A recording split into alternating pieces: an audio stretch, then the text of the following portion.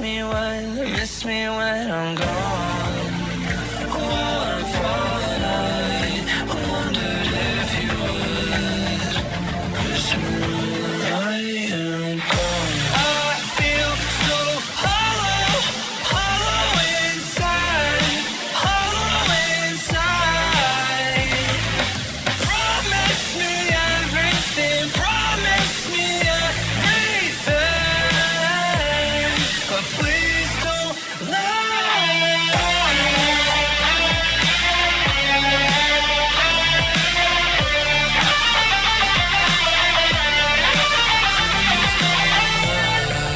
Disappointment echoes in my brain. Anyone would really go insane. Empty hands promised me everything. Gave me nothing in the end. While I'm falling, I wondered if you would miss me when I'm gone. While I'm falling, I wondered if you would miss me when I am gone.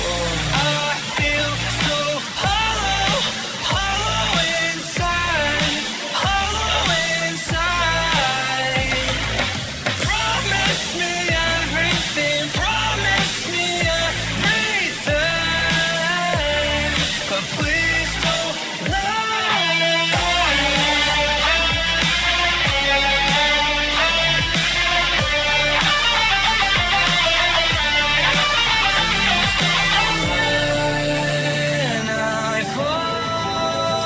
When I fall,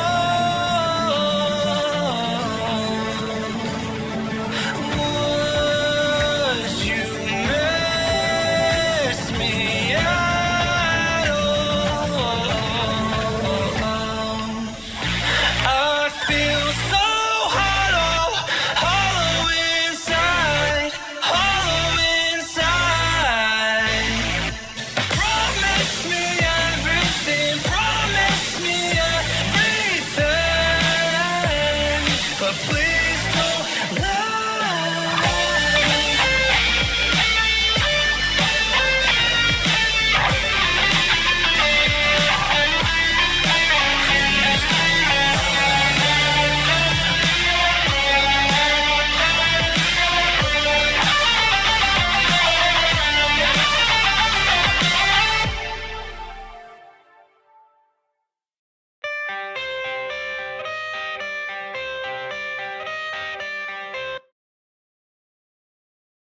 Alright, I don't really have games today.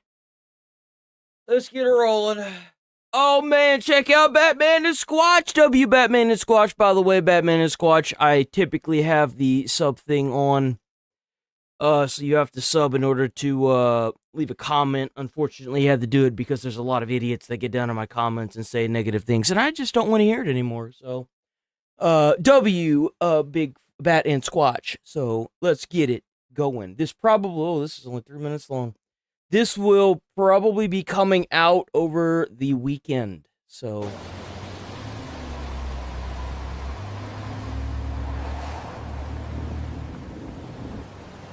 Jingle bells, jingle all the way. Oh, what fun it is to ride in a one-horse open sleigh, hey?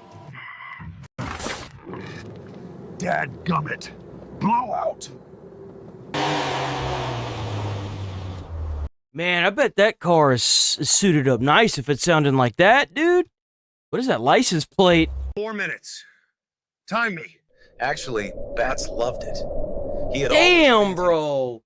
That tire is gonzo. himself a pit crew at the Indianapolis 500. Here's the nuts. There's 4 of them. Don't lose them.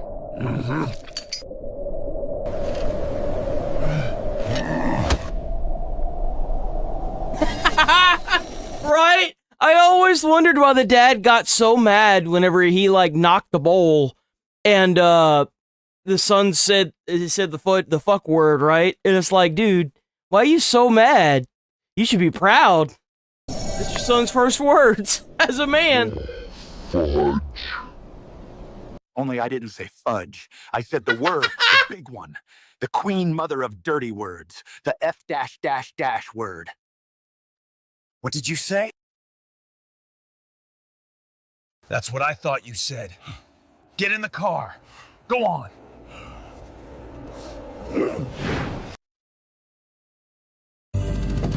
Hey, that mentality is so outdated, it's not even funny, dude. Like, it... Damn, I am bright. Oh, the saturation's killing me. Like, I remember, like, the mentality was that you weren't supposed to do that, and yet, whenever you got into public school, everyone was saying, like, the dirtiest shiz ever.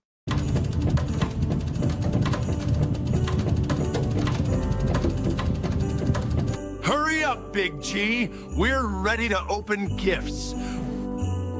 Wait, who the hell else is there? Oh, G, why is... hurry up, Big G. We're ready Why is to there a black Santa Claus? What open the gifts. It's gonna be New Year's before he gets down here. I gotta get to the mall. Y'all gonna get me fired.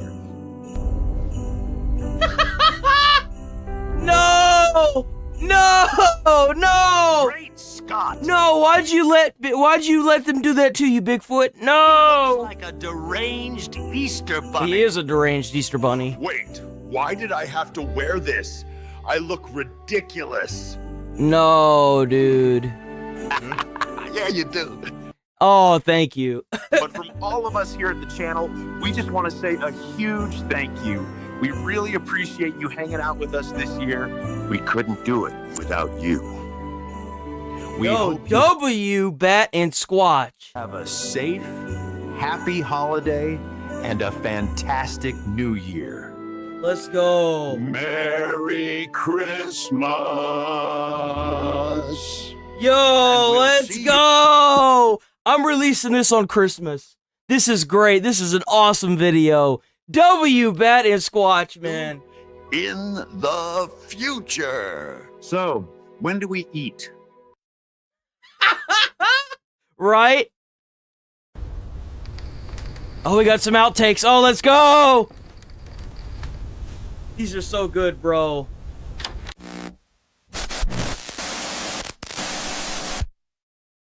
Oh, man. Here we go. Here we go. Here we go. Jingle bells, jingle all the way. Oh, what fun Man, it auto-tune kicked in. is to ride in a one-horse open sleigh, hey? He really looked like Ben Affleck right there. When you look down, watch when he looks down. In a one-horse open sleigh. Right there. He even has the chin. He looks just like Ben Affleck. Hey?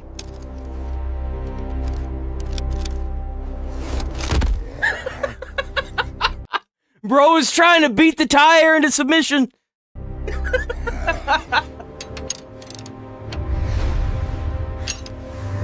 Oh! Hey, what? Jesus! Man! Violence he chose! Why did I have to wear this?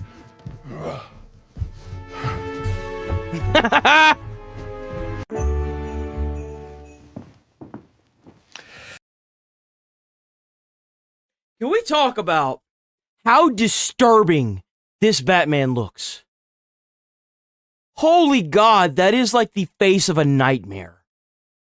Everything about that is just wrong. Merry Christmas.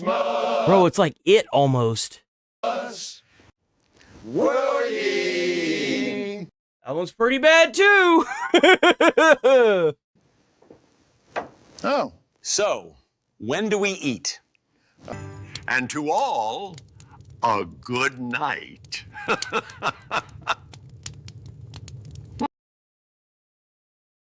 W, Bat, and Squatch, bro. Hell yeah. That's it?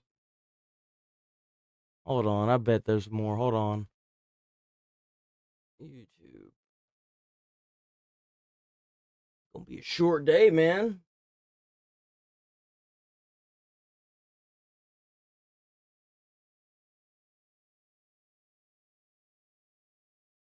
So Billie Eilish. I've never been a big fan of Billie Eilish.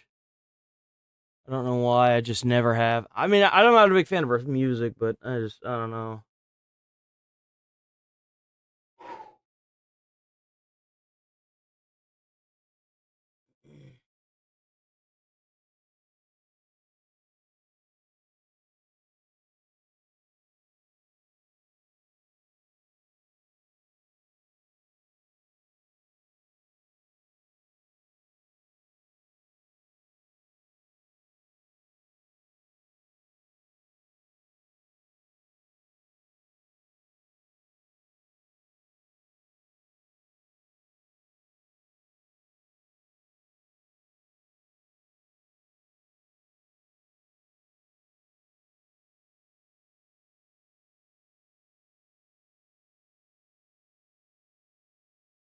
Oh, I wanted to see this.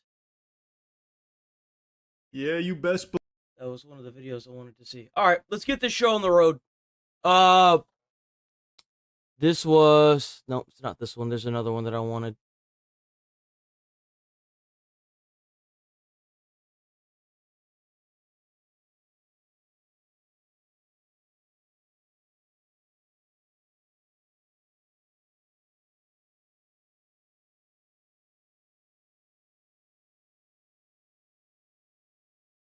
So apparently Cardi B had some issues with somebody, or no? Oh, no, this is what was going on. My next two guests. So this apparently is like really popping off on the internet. Apparently oh wait, no, it is Nicki Minaj. Let's watch Charlie cover this.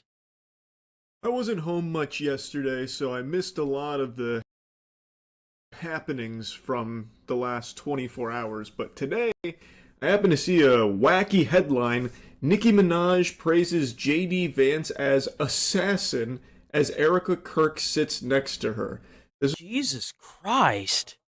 Apparently it's something called Amfest, where Nicki Minaj went up on stage to celebrate Trump and a bunch of stuff or whatever, and then I guess while she was busy glazing and gobbling on, like, the administration's wiener, she tried to pay J.D. Vance a compliment by calling him an assassin, which obviously raises some eyebrows as Erica Kirk sits right next to her. How do you say that?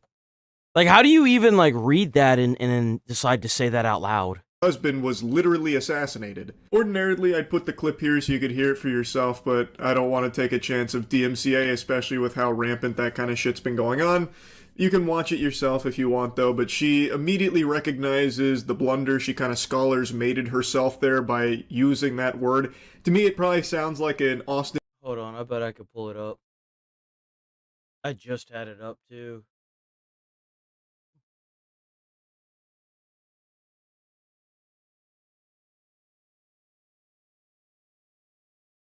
Oh! How's it going, Nigel? You doing alright? I'm doing pretty good. We're probably gonna have a short day today. There's no games, man. There wasn't even any game trailers. Seems like everything's down right now.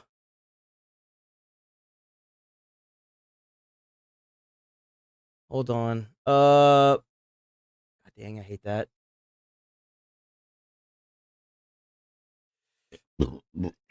Okay, so go to video. Oh, I'm not gonna be able to find it now, huh?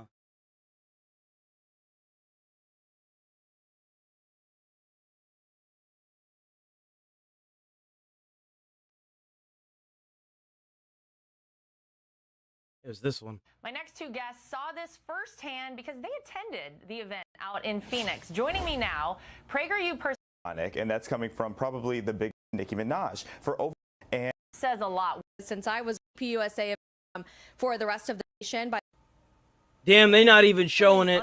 Anymore as the GD. Okay. Your physical, everybody, your outfits. Okay, so that means that nobody's allowed to show it on YouTube unless you've got a partner. Okay, that makes sense. I was gonna try to pull it up. So I guess Nicki Minaj tried to say that JD Vance was an assassin in front of. I don't even know what her name is. Like, what is Kirk's wife's name on stage? Like, say mole, don't say mole, don't say mole, mole. Where she was trying so hard not to use the word assassin, but then for some reason, her fucking neurons couldn't fire properly, and all she could think of for a compliment for J.D. Vance was that he's an assassin. And Erica Kirk tries to, like, you know, dispel the awkwardness and, like, reassure her, like, it's okay and try and make light of it and move on from it. But what a weird compliment to try and pay somebody. Like, who says that? Oh, this guy's, like, so epic. He's so awesome. Like, he's an assassin. Like, that's like something a middle schooler would say on fucking Xbox Live or something. What do you... maybe she was nervous. Like, maybe she meant to say, like slay, you know, he slayed or whatever, but instead it came out like assassin. Who knows? Maybe it was like the Austin Powers mole thing. Like, it's very possible. I mean, it happens to everybody. Everyone can get nervous. It happens, especially if you're in front of like people you would consider like your peers or something. It happens. Talking about who says that shit? Now, that's not the only thing I wanted to yap about here. Obviously, that's just... I mean, that doesn't make it right, of course, but it happens to the best of us. I mean, let's be honest here. Weird, wacky little thing. But Nicki Minaj's presence at an event like this is so head-scratching to me because she Why is she there? Not a U.S. citizen. If she's not? I don't know how many people know this or how many people just forgot. She herself talks about not being a U.S. citizen and that she is literally an illegal immigrant. In 2018, she even made a whole statement about it with what was happening to immigration back then and how her heart was breaking for it, telling the story of how she came to this country at 5 years old, an illegal immigrant. She was discussing how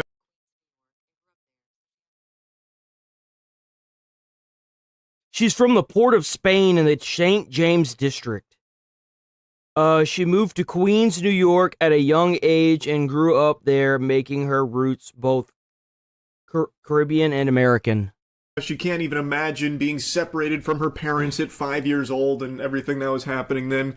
And since, she still has not become an American citizen. In 2024, only a year ago, she once again opened up reiterating, confirming she is still not an American citizen, despite paying so many millions in taxes and all that. So her going on stage yesterday and being like, the president is... Well, boys, you know my philosophy.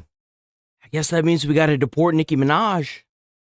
Dashing and handsome. It gives me like the same feeling as someone who's trying so hard to avoid getting in trouble by trying to like butter up the person that can really fuck them. What an interesting way to avoid deportation. Number one, you're rich. Let's be honest here. The reason why she hasn't been deported is because she's rich. And then showing up to an event filled with people who are actively advocating for the removal of every illegal immigrant. Like, let's take a step back and realize just how funny that is. And, acknowledge that that actually happened. Like, oh, you're just so smart and striking. Devilishly talented, by the way. Did I tell you that? Honestly, I'd go as far as to call you, like, a god. Even an assassin. Like, it feels like she's so over the top. Maybe she's worried about getting deported herself or something. So now she's trying to, like, suckle the titty here of this administration and, like, hide in its ranks as, you know, a public figure. So now she's just stuck looking like a fucking imbecile. Yeah, this administration is perfect. Like, Frosted Flakes, they're great. Yeah, who just said Epstein files? Someone shoot that guy. Yeah, us U.S. citizens. All of us, my fellow U.S. citizens, we gotta stick together. We love U.S. citizens like me, am I right? That kind of thing, like she's cutting fucking WWE promos. But I think there also might be another explanation here. Again, just another game theory. Maybe she's not looking to protect herself. Maybe she's fishing for a pardon for her sex offender husband.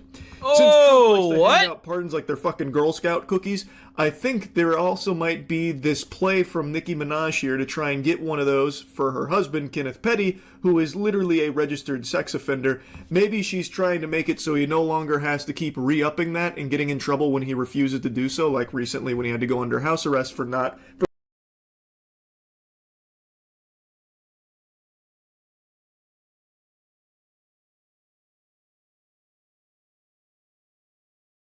Huh. You know, I never really understood that. Did he actually, like, see offender when they moved to California? The new husband of Nicki Minaj has received 3 years of probation and must serve under house arrest for failing to register as a sex offender. When they moved to California, Petty, 44, assaulted Jennifer Hughes in 1994 when they were both 16, and he was convicted of first degree. Jesus, man. For failure to register as a sex offender. So perhaps maybe she's trying to get in their good graces so she can then float the idea to Trump about, like, pardoning Kenneth. After the never-ending circus that has been the Epstein files, especially the most recent shenanigans here, it should be painfully obvious that the government is more than willing to bend over backwards to protect sex offenders and the most evil, heinous people on the planet imaginable. It's kind of far-fetched idea to think that maybe Nicki Minaj is making a play like that to try and get that special treatment for her husband. Yeah, especially, I wouldn't be surprised if she's trying to do that. And the reason for that is if the government is actually protecting these sickos, which I actually do believe they are. Like, I actually think they are trying to do it. What better way than to get their, get on their side, get up in there, get the pardon, and then dip before it all turns to shit? Because once these files are fully released, the shitstorm's only going to just begin. W Charlie video. Boop.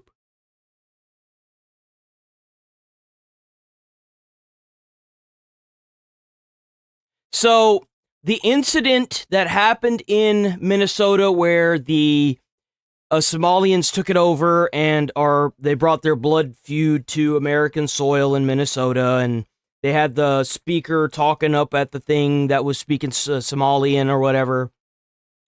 Apparently, there was a lot more money than $1 billion that was sent to Somalia and Somali terrorists. And it all just blew wide open 3 days ago.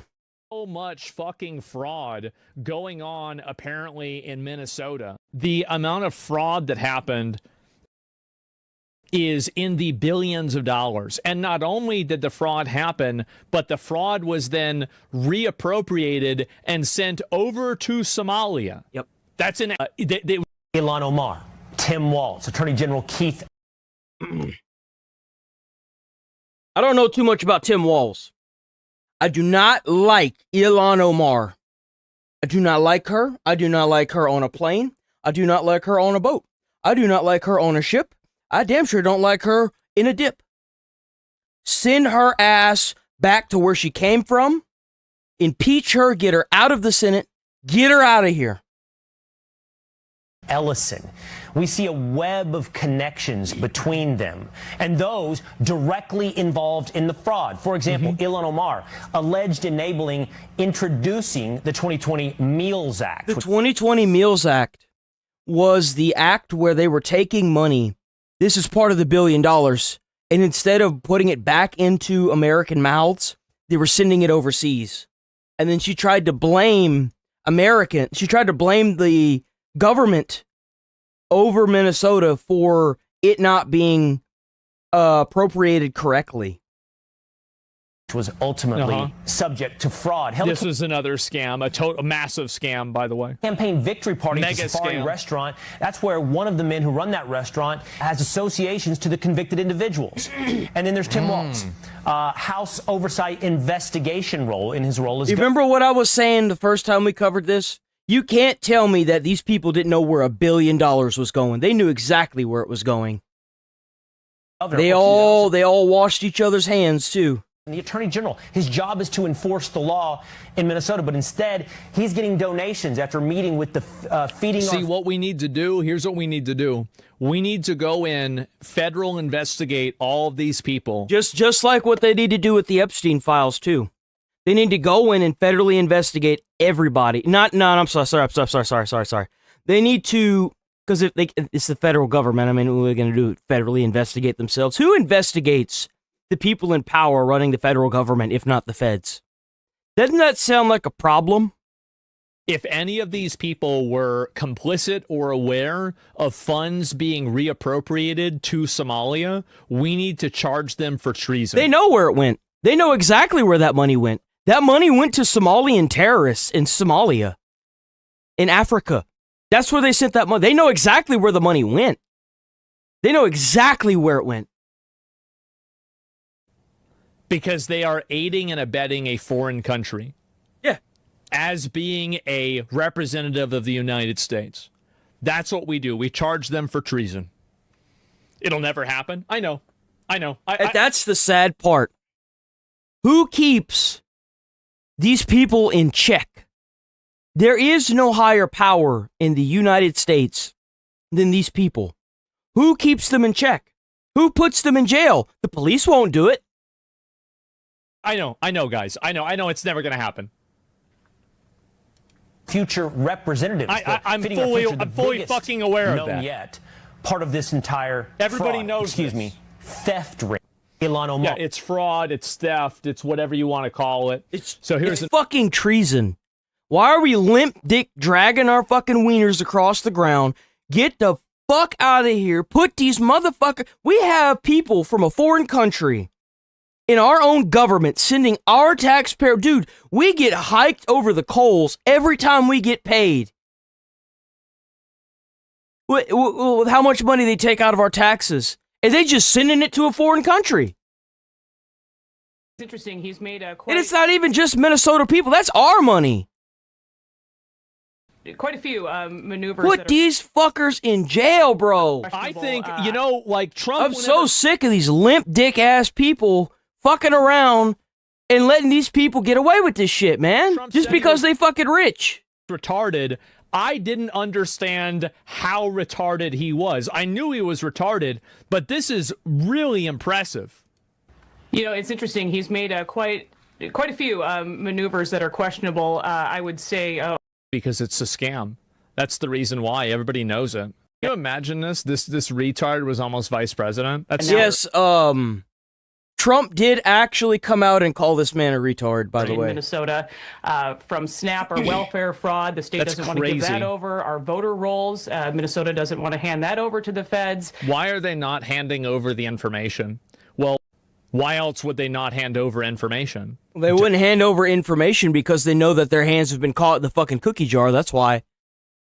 That's why they're not handing over information. Walls knows exactly what they're going to find when they start going through those documents. Of course.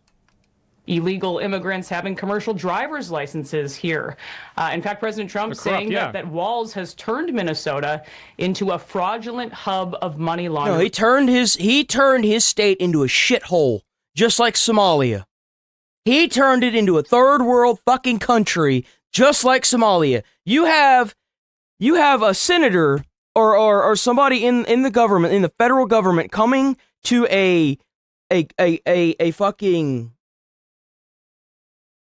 election in your state, in Minnesota, speaking Somalian to a group of Somalis. How cooked can you make your state? Because your books are cooked. Who knows what the fuck else is cooked? Activity. Those are the president's words. Well, I don't know really how true that is, but it seems like it's true for sure. Prosecutor says half of Medicaid's $18 billion claims paid to Minnesota programs could be fraudulent.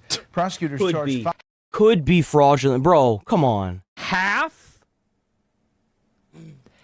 of it is fraudulent. Prosecutor says half of Medicaid's $18 billion claims paid to Minnesota programs could be fraudulent. Prosecutors charge. These are the people we got taking our money. Think about that. You struggling to pay rent and these people taking our money and sending it overseas. What accountability is there in our government? There's none. What are these retards doing? Housing fraud. Look at that. Look at that. Received $14 million in Medicaid funds and $450,000 of that in federal child nutrition program funds. And all of that was sent overseas to Kenya. All of it. All of it. All of it was gone. $14 million. That was supposed to be for children that need food.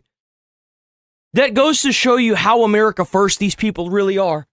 First Assistant U.S. Yo, if I ever run for president, my hat's not going to say make America great again. My hat's going to fucking say America first. You know why? Because Americans need to watch out for Americans. Because you've got these fucking Somalian terrorists in our government taking our kids' food and sending the money overseas to fund terrorism. What are we doing? Joe Thompson claims two defendants pocketed $750,000 to travel to international destinations. The fact that you could even get into office in a government without renouncing citizenship of a different country before you even become part of the U.S. government is disgusting and disgraceful. What the fuck? How is this even possible? Bullshit. Get the fuck out of here. There's $9 billion on the line, and you can only account for 1.5 million of it. Oh, damn, bro. What happened to you, Legendary 3D? What happened? Are you fucking retarded? Instead of helping Medicaid recipients find stable housing. It's embarrassing. Says half. resource that can never.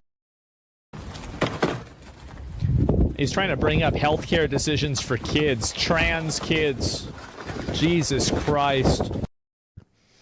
Money across the board that they have weaponized. Yeah. So exactly.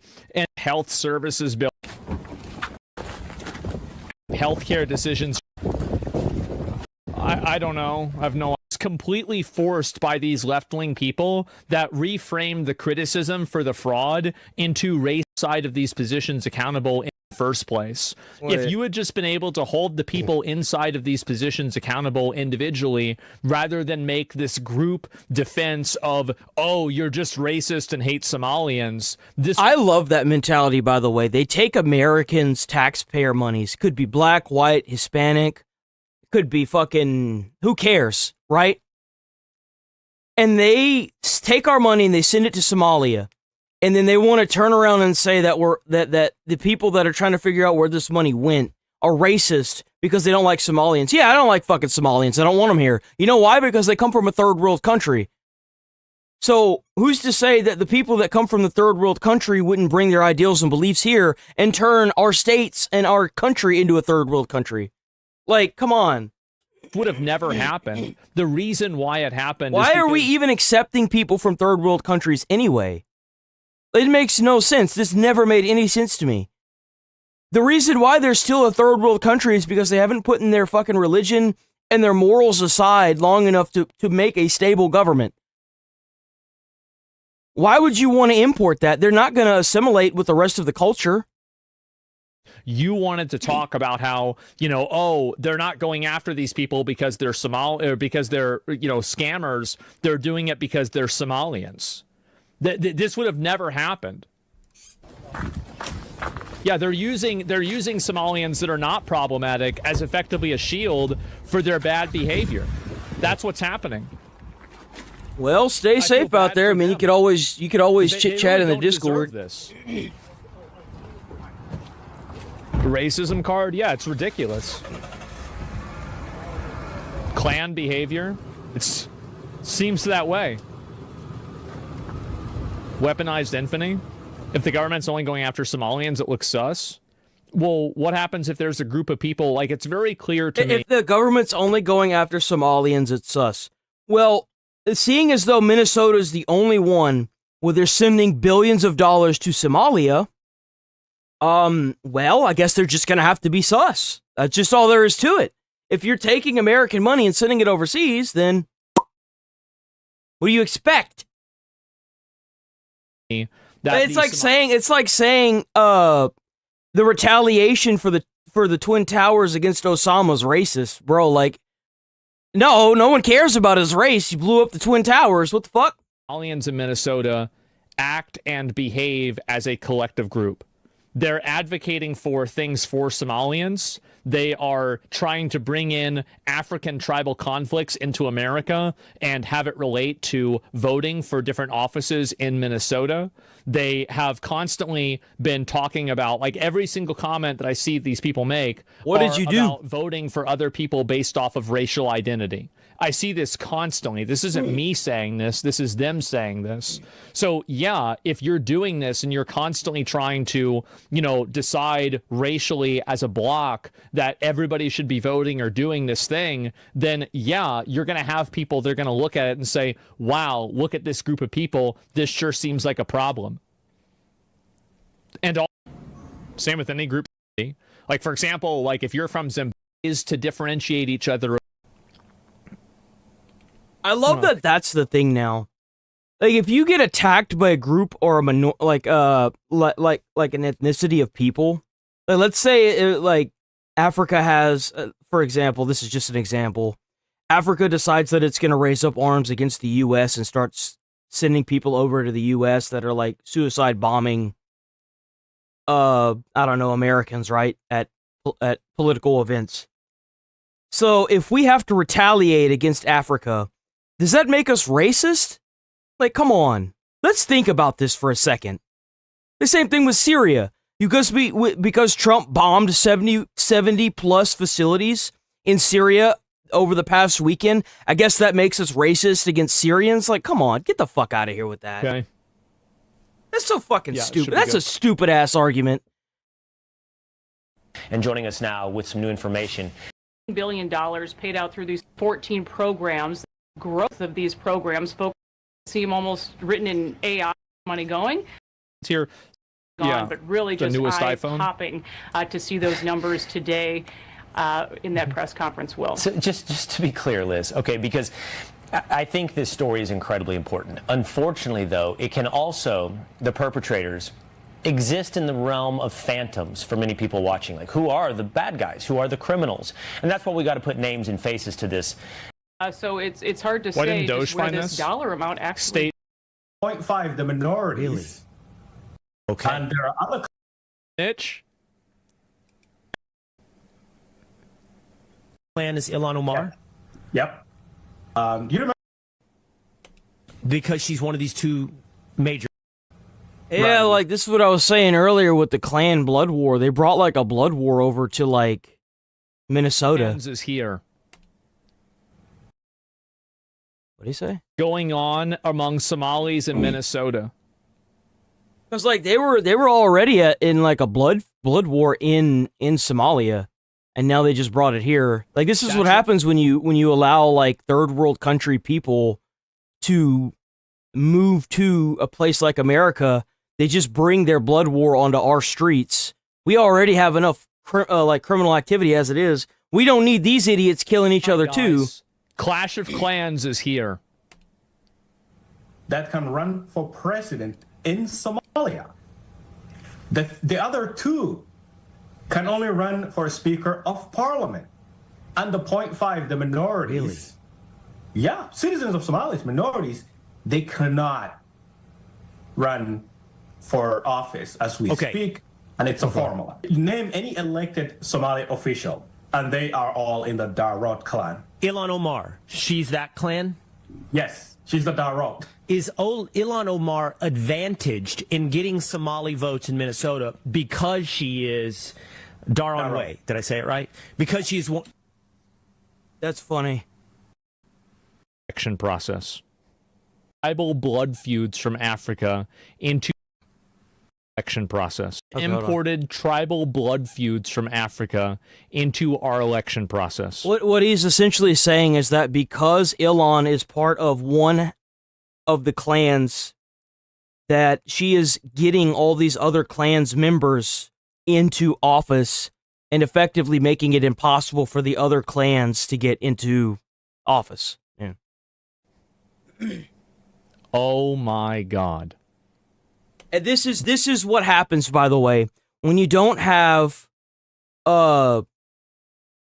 certain things that criteria you need to meet in order to run an office. Like, neither one of these clans should be able to move into America, take taxpayers' dollars, and be trusted with taxpayer dollars, by the way, and send it overseas. It should be an American doing things for Americans for Americans. Like, because she's one of these two major clans. Certainly. Yep. Her clan predominantly lives in Minnesota and the Minneapolis-St. Paul area. That's a fact. Okay. And there are other clans. That's her clan. Yep. Okay, hold on. Minnesota is largely this clan. Is Omar Fatah the guy that ran for mayor in Minneapolis? Would he also be of the same clan as Ilhan Omar? Yeah, of course. Yep. Duh. You remember when Minneapolis had a mayoral election? He's just here giving away the game, man. This was a few weeks ago. Jacob Fry was running against Omar Fatah. Yeah. And the Somalis split up between clan lines. Because anybody... Something about a bulge. Oh my God. W snitch? His clan was basically campaigning for him, for Omar. And the other Somalis who were not in the Darod clan were campaigning for Jacob Fry. And it was very evident on all social media. Yeah. It was I guarantee Democrats know this. That's Lawrence of Minnesota, man. He finessed the fucking shit out of them. He did. He's over there eating their food, speaking their language, and they're voting for him. This is our guy. Yeah, bro, he really did. He did what he needed to do. That's impressive. 100%. That's crazy. Definitely did. He was. Oh my fucking god! And yeah, we saw Al Qaeda. And where's the rest of this? I don't know if there's any more of it here. Oh my god! They're afraid to reach out to us, and if they thought we were then turning around and giving it to you, we would not have whistleblowers. The one thing that I'm freaking worried about is this freaking fraud that is happening over our state, where there's this guy. He's actually like are terrified, and they feel that they've been retaliated against already. Our future fraud. Everything was computer, and now it's all fraud. Even after charges were filed. Lawmakers also slammed Governor Walz and his Inspector General for the retaliation, they say, against state whistleblowers. This fraud has been perpetuated on your watch, and the whistleblowers who reach out to us within the department are terrified, and they feel that they've been retaliated against already. They feel that they are. So y'all remember whenever Tim Walz's own, like one of his own groups in Minnesota roached out on him, and they made like that big long Twitter thread about how he basically suppressed all this information and he wouldn't let anybody talk about this at all. Like, even he got his own side roaching out on him too. Oh, yeah, because they're Americans, of course. He's trying to line his pockets, and this Somalian lady is helping him. And the people that got him where he's at realize that they made a huge mistake with this man. Of course. Very afraid. They're afraid to reach out to us. And if they thought we were then turning around and giving it to you, we would not have whistleblowers. The one thing that I'm freaking worried about is this freaking fraud that is happening over our state, where there's this guy. 100,000 disability people in the state of Minnesota that could suffer. And sadly, it's quite interesting that we have Governor Walz speaking in front of the state and saying that this fraud is nothing beside. But my people are done suffering. We're done with this fraud. Our governor is not doing anything to help us. I would vote for this guy just to listen to this all the time. Right? This is great. He's very he's very well, I guess well-spoken. Wants to blame Donald J. the president of the United States, who had nothing to do with this. Yeah, exactly. No, he's right. Yeah. You're right, man. To hold our governor accountable, and I'm not seeing it. We need 30 more just like him all over the government. You want to see change? It's right there. And leave it to a young man, too. He's younger, too. You can tell he's younger. I'm telling you right now, when these limp dick ass old crusty men get out of the government, you're going to start seeing a lot of change. They either need to boom their ass out of there, they get all these boomers and get them the fuck out of the government. They need to go on and die off already, do whatever they got to do and get out of the fucking government. So this young generation that's been suffering can finally get their chance to change this goddamn country. You're right, man. To hold our governor accountable, and I'm not seeing it.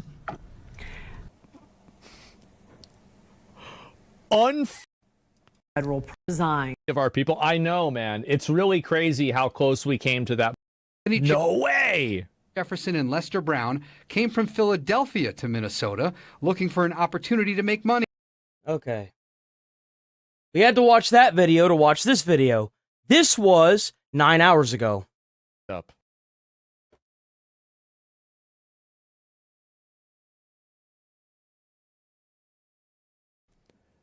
New details about the magnitude of the alleged Minnesota welfare fraud surface. Oh boy, he massively fucked up. We're learning new details about the magnitude of Minnesota's massive welfare fraud. Federal authorities say it could total over $9 billion.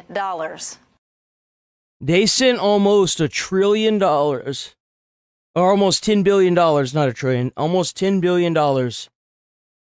to Somalia.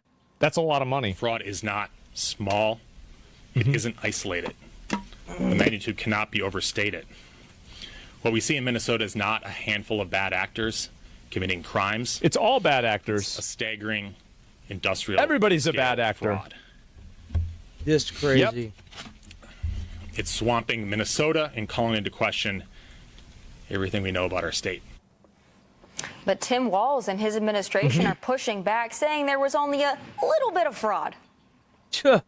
What you're seeing here is you're seeing a weaponization. We'll continue to fix it. They're going to continue to come up with numbers that don't have it there, and it's sensationalized. I don't expect anything different from this administration. The evidence that we have indicates tens of millions of dollars in fraud. There isn't a final number at this point. Bro, look at him. Look at you did He's it, man. So what the hell? Just look at him. That's all you got to do. He looks guilty, yeah. You 100% fucked up. It's so obvious. Exactly. He knows. Point, but we don't have evidence to suggest that level of fraud or a $9 billion number. Jesus. But Governor Walz can't hide from this story as House Oversight Committee Chair James Comer is investigating the scandal and is determined to uncover the truth. He's going to have to answer questions about the billions, not millions, not hundreds of millions, billions of dollars of fraud that we see wasted in Minnesota. That's so much money, man. That's so much fucking money. And the fact that, according to state whistleblowers... What if Doge being in the United States government is what led them to this? Think about how crazy that would be. Like, what if, whenever they were trying to figure out where all the money was going and they set up the paper trail for everything, that they needed reasons to do X, Y, and Z things? What if that's the reason why they found it? Think about how crazy that would be. Employees in Minnesota, most of whom are Democrats, they allege that they alerted both Governor Walz and Attorney General Keith Ellison about this fraud, and they did nothing about it because they didn't want to offend that massive Somali population. I think that that's true. I believe that. I do. I think that's clearly what's happening here. Is that they don't want to offend these people. They don't want to come off and be seen as racist or targeting the community. So because of that, they're just afraid of addressing it. I think that's exactly what's going on.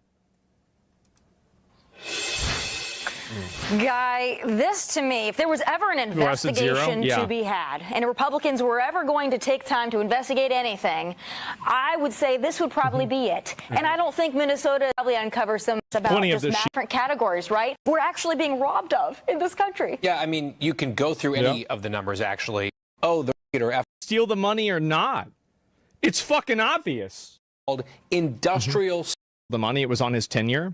What I think happened is that I think this fraud was like, this is the way I think these people operate, is that this fraud was consolidated around probably a majority Somalian group, and they didn't want to go after them because they thought that it would damage their relations with that community, that racial community in their area, and they were afraid of doing that because it might look bad. So basically, they probably categorized criticism and the pursuance of addressing the fraud with kid gloves or with no gloves at all. They didn't even try. Fuck that. Fuck them. Kick them out of the country. Get them out of here. Seriously, get them out. And I think that's what happened. I think that and you're right that there's fraud that happens everywhere, and it's not like this is some like unique thing that happened because they're Somali. Now, I think there's plenty of white people committing fraud too, but in this circumstance, I do think that's what happened because you've seen how hard they go to try to, you've got going out. It's very obvious they have. I don't mean it's an excuse. It just seems like people are really pissed off because it's Tim Walz and not because it actually happened. Thank you, fraud is bad. Well, the problem why they're mad at Tim Walz is, number one, like he let it happen because he just ran for vice president. He let it happen, and he also knows where the money went. He knows where it's going. And so he has a high profile. And the other reason is because Minnesota has this unique problem of a completely unassimilated culture of people that are Somalian primarily, that have a different religion. They don't speak the same language. They look different, and that does matter. Of course, people are going to notice that. And also, they're refusing to assimilate with the rest of America. That's the problem. In a lot of cases, bring their like tribal conflicts from Somalia and make decisions for voting in America because of that. And then you listen to their translated speeches from, their language into American language, and they're more right-wing than we are, but only whenever it comes in regards to their own country. Eat the cats, LOL. So it's I remember when that was going around. They are, I thought that was so funny. Nativist nationalists whenever it comes to Somalia, but they come already where everybody's the same. They don't even reflect their own values. And not only that, but they are advocating for openly, and you even have politicians advocating for openly, racial voting. They're saying, vote for this person because I'm going to help this community of people because I'm one of you. Like, I'm sorry, but I don't think that's a good thing to do. Don't you see the problem here? Don't you understand why it's so bad? That, the fact that you are not, I feel like if you're in the government, you should be born and raised as an American. Seriously. Because if you import these third world country people, they're going to get up into our politics and they're going to import more people. And those people are just going to keep, you understand the problem here? They were losing in their own territory. So they fled their country, came here, and pretty much took over Minnesota. You understand how that's a fucking problem? It's a huge problem. I think it's very bad. So yeah, I mean, that's the truth. And I don't think that any of this, by the way, is unique to Somalia. Like, this isn't like, oh, wow, Somalians are bad. And no, it's like any this could have come from anywhere. They're bad. They're not all bad for what it is. Obvious, because this is a minority immigrant group that because... Here it is, yep. By Governor Tim Walz. And out of one side of his mouth, Walz is trying to say, like, oh, we're going to fix it, and it's bad. Out of the other side of his mouth, he's like, well, it's really not that much. It's only tens of millions, according to his little minion there. Oh, that's it. And that means they are not ever going to be serious about this. They are perfectly comfortable with their reelected next year. Yeah. So he wants to pretend like this is some sort of GOP witch hunt. One more quote from him, talking about why it is especially bad in Minnesota. Quote, Minnesota has become a magnet for fraud, so much so that we have developed a fraud tourism industry. People coming to our state purely to exploit and defraud its programs. Those are the two guys, and this is happening even inside of the United States. This isn't even Somalians. It's just two guys came from Pennsylvania that did this too. It's very clearly that, like, they don't know what the fuck they're doing. Settling reality. That's how it is. All Minnesotans should understand. It is so bad in Minnesota that people from around the world, it seems, are traveling there to steal from taxpayers, and that's the response we're seeing from the governor. It's like Disneyland. Pathetic. You know, Joey, we invite the third world, and in return, they rob us blind. But that's such a nice, generous gift they've given back to us. I mean, Tim Walz has made a big thing about, don't say it's the Somalis. But when you look at the fraud, it was done by the Somali population. So he wants to make it about race. Well, it was never happened. The thing is that the initial criticism of the fraud was about the fraud. But then they defended the criticism of the fraud with racism accusations. So they were the ones that brought up this entire idea that, oh, you're just targeting them because they're Somalian and making up this bullshit. So the fact is that you're right, that, you know, it's not necessarily it's racial. And like, yeah, they are there, but not like every Somalian is a scammer. Like, that's not the issue. But whenever you use a racial defense and you take the entire racial or ethnic group of people and you say that this is an attack on them, well, then that's going to make people think that it is. That's what's happening. Let's make it about identity. The mayor there wants to eat Somali food. Yeah, they made it themselves about identity. They did that to try to defend themselves. Almost throw up and say, I love the Somalis. But I don't think they're understanding that we don't care because it's their race or their religion. We care because it's a group of $9 million fucking dollars. $9 billion fucking dollars. Yeah. People who are doing it. And to Guy's point, apparently they're doing it in a well-organized way, and they targeted this state for it. Yeah, I don't care about their race. I do care about their country of origin. I mean, Rob O'Neill, if you don't know who he is the man who shot bin Laden. He put the book out. But before that, or after that, I'm not sure, he also was on the team that saved Captain Phillips. And he posted on X today, yeah, the Somalis are world famous for being pirates. Of course, they came here to steal and defraud us. He's like, it's a... Oh, God. Part of their culture. I don't know how you call that racist. If it's true, it's true. I mean, you know, I don't have to go back to Mogadishu to see these problems. But I will say this when it comes to what's being said, is never snatch defeat from the jaws of victory. If it's a $1 billion scam, that's huge. If it's a $500 million scam, that's massive. That's huge. Yeah, exactly. I hope Joe Thompson knows exactly what he's talking about when he uses the $9 billion number, because I don't want Tim Walz and Democrats to have an argument at all to go back. Truth can still be racist. People talking about whether it's racist or not. I can promise you that trying to micromanage and tell people that they can't express certain opinions because you're going to call them racist, even if that opinion is accurate or people think that opinion is accurate, you can't just say that's racist and then somebody is going to be like, oh, okay, I guess I don't think that anymore. That doesn't work anymore. It's never going to work again, probably, or at least not for a long time.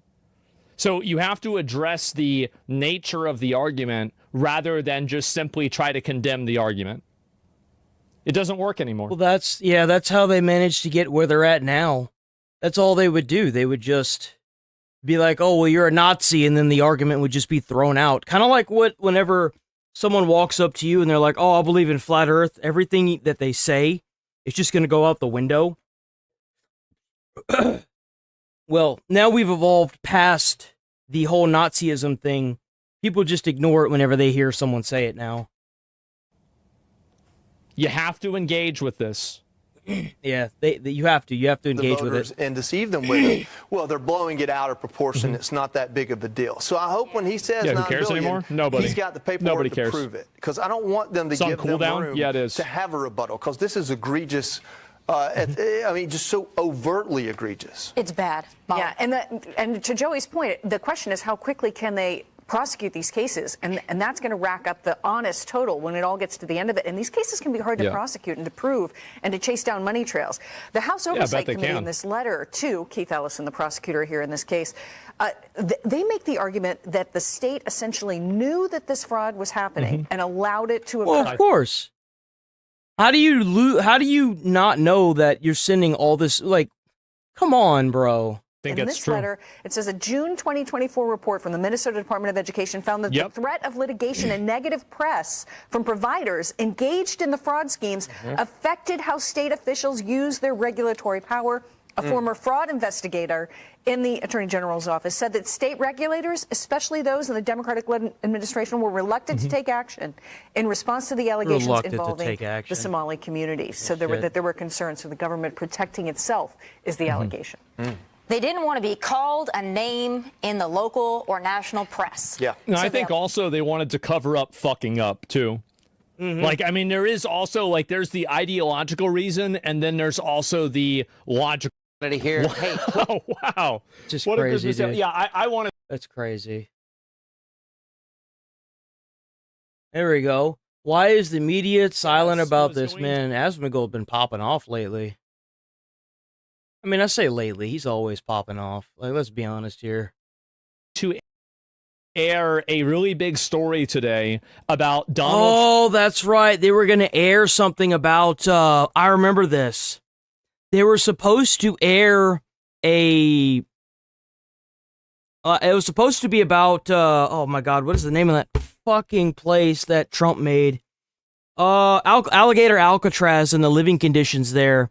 How they were like inhumane or whatever. And I guess they decided not to air it. And a lot of people are like threatening to quit at CBS now because of it. Trump sending people to CCOT, which is the El Salvador prison. For some reason, it didn't get published. I don't know why. We're going to look at it. Here we go.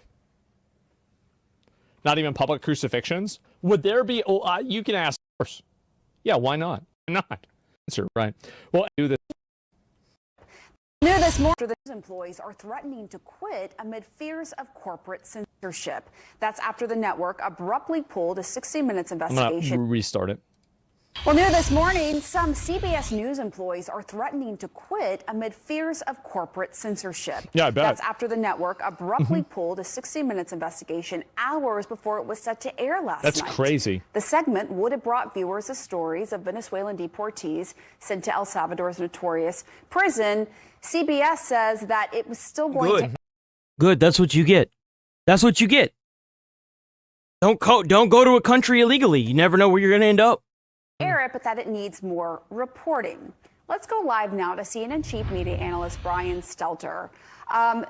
This is really a severe blow, it seems, to the network's credibility here. What are you hearing from journalists? I mean, let's be honest here. CBS's credibility isn't the best anyway. Like, whenever you take every single thing and you twist it in a way to fit your narrative, like how like they're not lying, but they're definitely not. They're not saying the full truth. Like, they're going to be like, oh, the living conditions for these illegal immigrants that came here to America illegally, oh, they're just so bad. Yeah, they're bad because they don't fall under constitutional rights. They're not Americans. You shouldn't have constitutional rights if you're not a fucking American. Like, come on, man.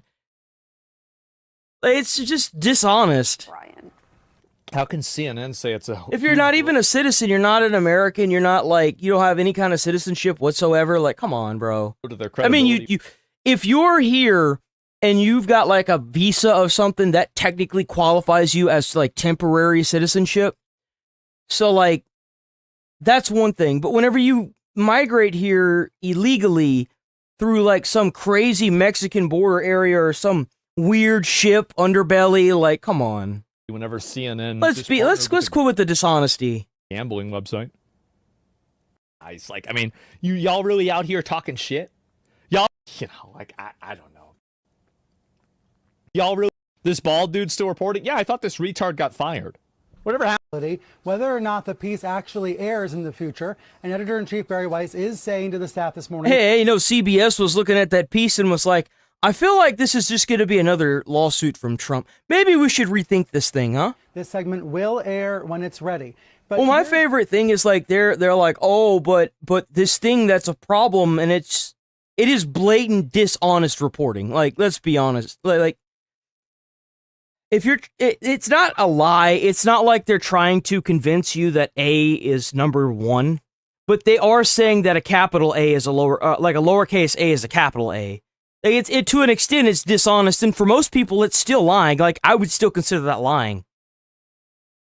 What's odd about this situation? We can walk through the timeline, and I think it'll show how this doesn't really add up. All right, correspondent Sharon Alfonsi had been working on this segment for weeks. She interviewed some of these deportees who described torturous conditions at Secot, that prison in El Salvador that the Trump administration has been sending. I would have never guessed.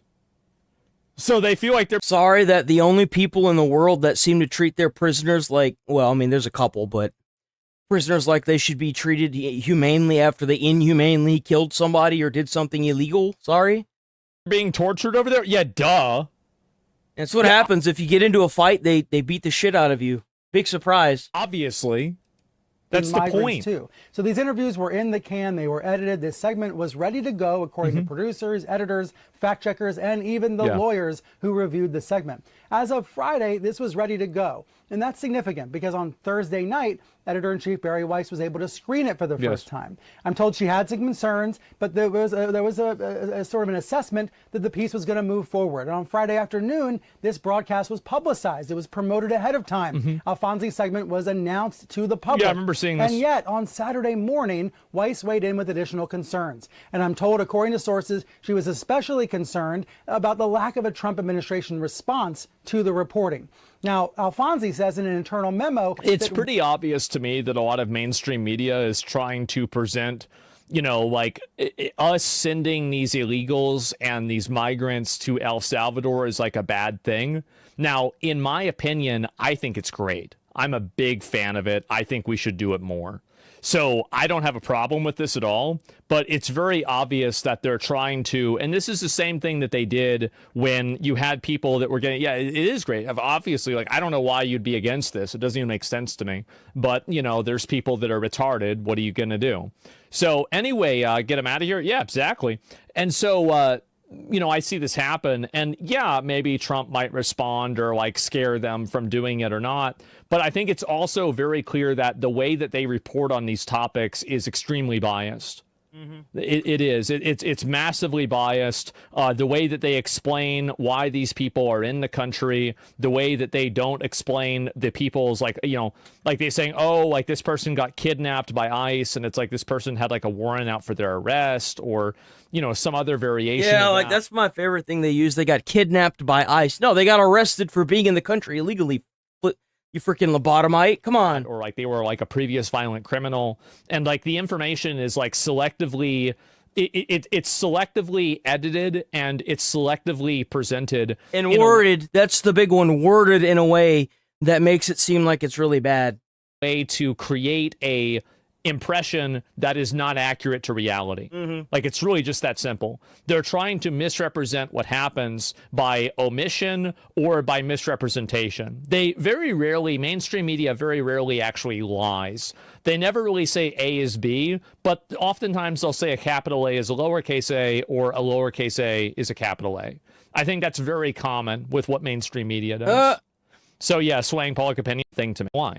So I think it's slightly different to be able to is unrealistic Yes. because it's clear the Trump administration did not want to respond to tactical maneuvers and to spike a story. So that's the view from Trump. But all of a sudden, over the weekend, widespread concern company Paramount both tries to ingratiate Warner Bros. Discovery. Man. Minutes. Tell us. Like, I actually agree with Trump, but I don't agree with why. Like, I think that these news places, I think that they should have their news licenses taken away. I agree. I do. I think that they're totally biased, and I don't think that they are in any way, shape, or form of a higher journalistic quality than an independent media organization that just uploads things on their own. I think that with great privilege comes great responsibility. And why is it that these news publications have extra rights and extra opportunities when they're basically just using these things and co-opting them to push an agenda? Yeah, they're no different than a normal YouTuber at this point. That's it. So Trump is doing it as like just a basically watch mainstream media, CNN, in any story, try to escalate any sort of racial disparity between two groups of people. They do everything that they possibly can, and I think that they are ultimately an enemy to the people. Yeah. I think that all of these media companies because they keep everyone divided. I mean, it's obvious. Like, what better way to keep the country divided and to keep, your sponsors or your the people that line your pockets coming back than to keep the country divided, so that way, like, think about it. If the country was prosperous, they wouldn't have anything to report on. They wouldn't make any money. The country has to be in disarray and in chaos in order for them to make money, no? Like, it's obvious. Like, it's not even a question. picture or a video. I don't know what exactly this is. You know, we got to cover our daily Epstein stuff now that it's back in the spotlight. Took them long enough, but let's get it. Disturbing footage, DOJ Epstein, 12-second video from Epstein's cell. And it's a 12-second video showing what appears to be Epstein attempting himself. That's what it looks like. The camera timestamp is the day that his body was discovered. The DOJ quietly released the footage, but they didn't link to the video yet in the main Epstein files. I'm gonna open this off stream again. Yeah, and I just want to show you guys here that it actually is a direct connection here. It's a direct connection. Justice.gov/Epstein. FF probe and EXIF data reveal this. The creation timestamp is 2020. Suggests that this might be a screen recording or a converted file from around that time. Well, if the timestamp was 2020, then it probably wasn't created generatively through AI. It's obviously fake. How do we trust them now? See, do you remember what I said? I said this shit over and over and over. Now, yeah, they should have released the files whenever Trump released the other ones. Whenever he released the JFK and Martin Luther King, he should have released this with those. That you've destroyed the trust, what the fuck are people gonna do? Stand here, kneel down, press X to choke. Oh God. I thought the cameras didn't work. Why is this just being released now? Isn't it? Well, they said the cameras didn't work because they wanted to redact it and classify it all. That's why. They never intended on releasing these files, ever. They never intended on releasing these files. It's completely obvious. Crazy how the story on whether there were cameras for Jeffrey Epstein's, for his cell, that's changed like 50 times. And this is the cell right here. Picture of his cell was released from the DOJ after his death, linked to the video from the DOJ as well. So that's the reason why there is so much orange shit around. So people are now, this story has so many holes in it, and they've broken the public's trust in so many different ways that now everybody thinks that Jeffrey Epstein isn't even dead. I think that's pretty impressive, honestly. I do. Like, if you fuck this up so bad that they don't even know if it happened, it's impressive. He's alive and in Israel. Oh my God. What?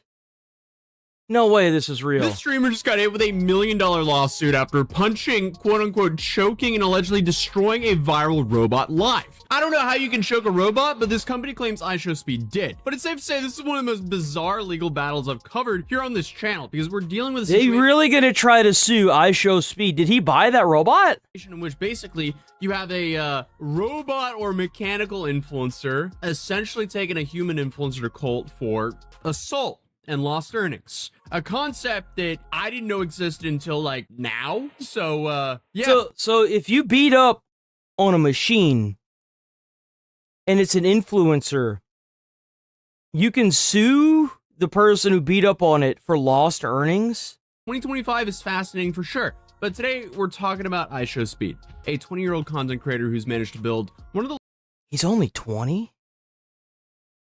Holy shit. largest followings on streaming. His entire approach to content revolves around being as loud, energetic, and unpredictable as possible. That's essentially his brand. He's a walking clip farm that's probably the most popular content creator when it comes to teenagers globally. But according to this lawsuit, he might have pushed things just a little bit too far, as the company is now allegedly demanding $1 million from him. Now, but on the opposite side of the lawsuit, we have a robot by the name of Jake the Rizbot. What is 2025? It is what it is. Okay, so Jake the Rizbot blew up online earlier this year for no other reason than, I guess, existing. It's a 4-foot-tall humanoid machine that walks on 2 legs, wears a cowboy hat, and a chain necklace that says Rizbot on it. And of course, it only communicates like the younger cusp of Oh, okay, that's funny. the robot's running on something called the Unitree G1 platform, which apparently costs about $13,500. It weighs roughly 77 pounds and has all these sensors and cameras to let it see, hear, and interact with people autonomously. Rizbot's personality is designed around 2 things: rizzing up strangers, which is Gen Z speak for flirting, and roasting people. I feel like if iCarly was written and filmed today, this would be a character within the universe. Because I mean, overall, it's just such a stupid concept that actually worked incredibly well, because Rizbot built up over 2 million followers across TikTok and Instagram, racking up millions of views on videos of it just walking around and I guess either trash talking or trying to rizz up people. But the company that runs Rizbot is called Social Robotics LLC.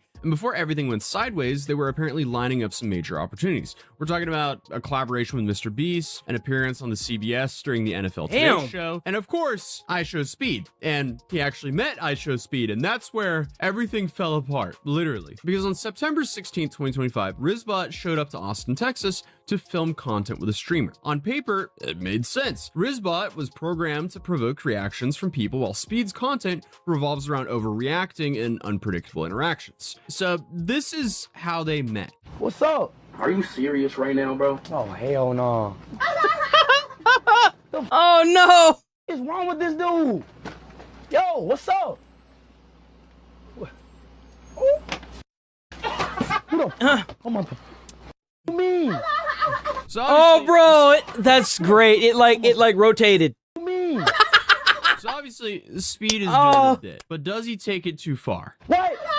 Stop laughing, bro. Man, shut your shut the up before I knock your head off your shoulders, old man.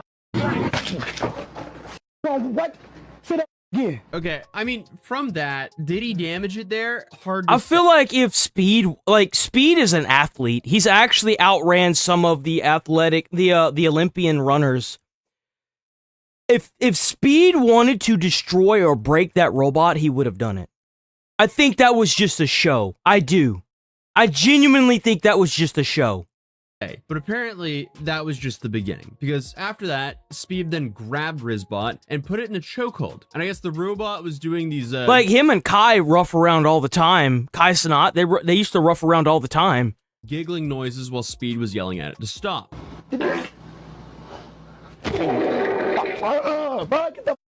It's nasty.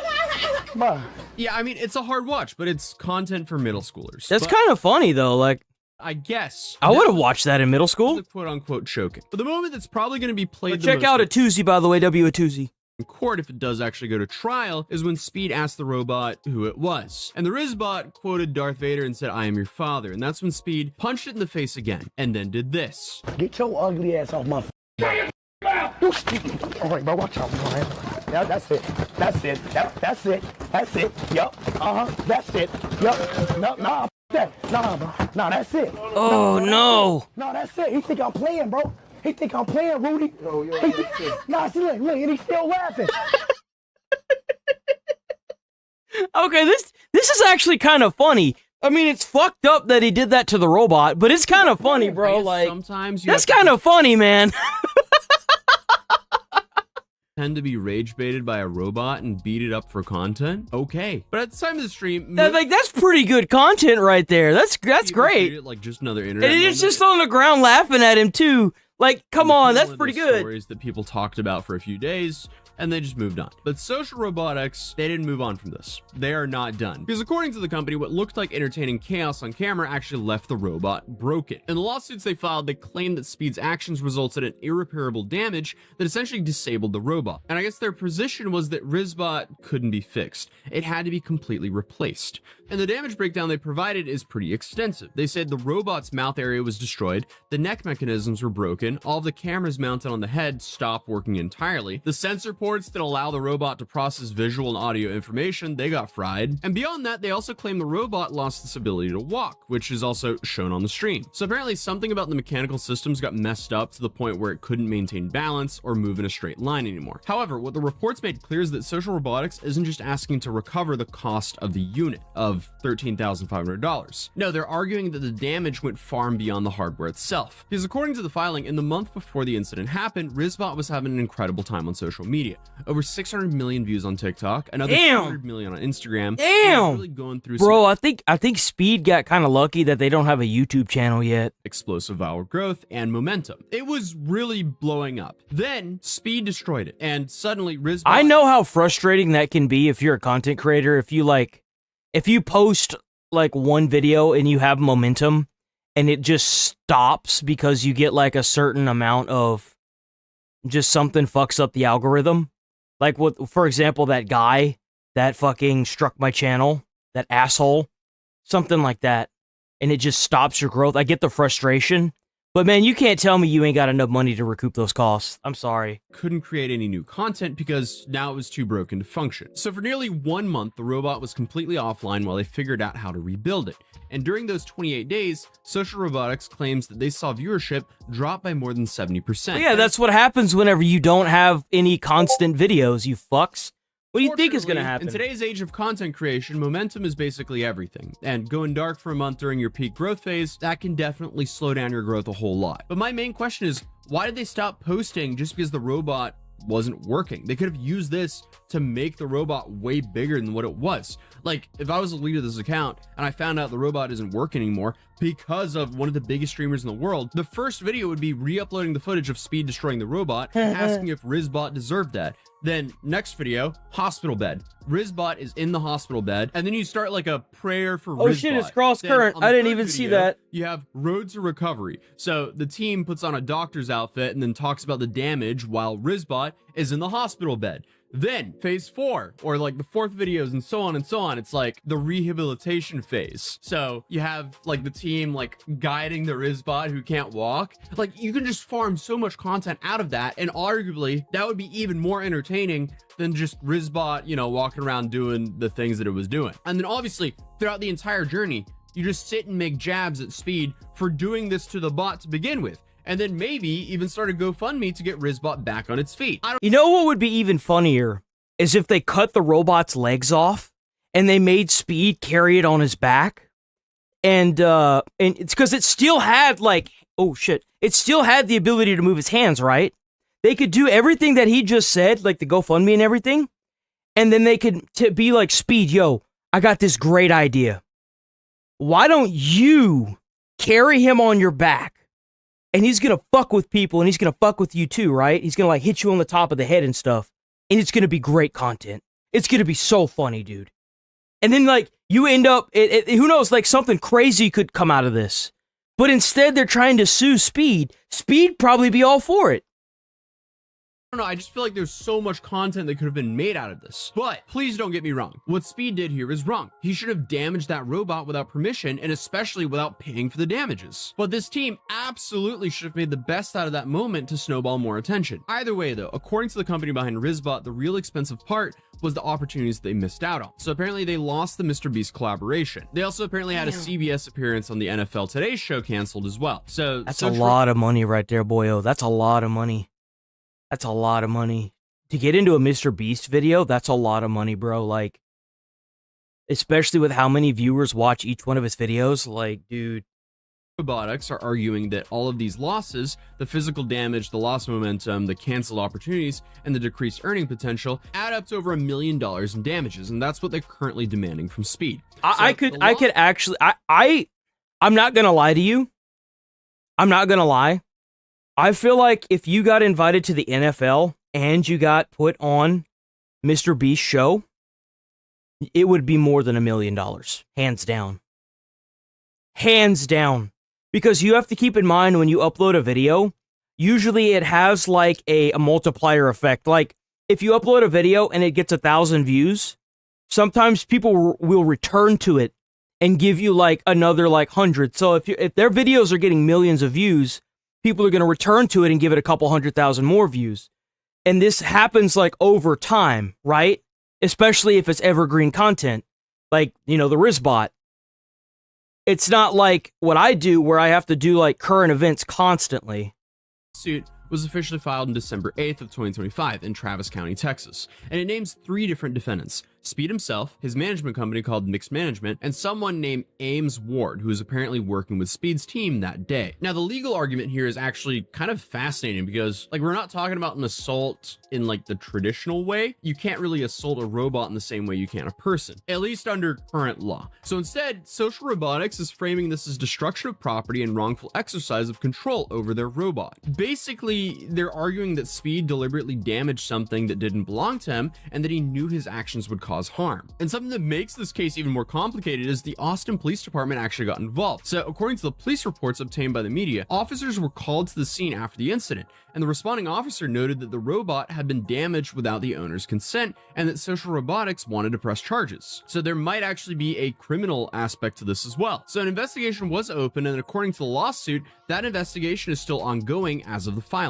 Social Robotics' lawyer also revealed that before filing the lawsuit, they attempted to resolve the matter privately with Speed's team. Negotiations over compensation did take place, but ultimately fell apart, which is what led to the official legal action. But as of right now, Speed and his team have not made a response to this, nor have they responded to the lawsuit formally. But despite everything though, Rizbot is now back up and running after Social Robotics say the robot had to be completely rebuilt. According to the company, the only components to survive the incident were its signature cowboy hat and the Nike sneakers. Every other part had to be replaced with brand new hardware. But even though the robot is back in action, the company maintains that the damage to its career trajectory was permanent. They claim that missing the Mr. Beast opportunity alone was worth a massive amount in terms of both exposure and revenue. And losing the mainstream like media- Mr. Beast video, when Mr. Beast uploads a video, a single video, the amount of money he generates online, no sponsor will sponsor him.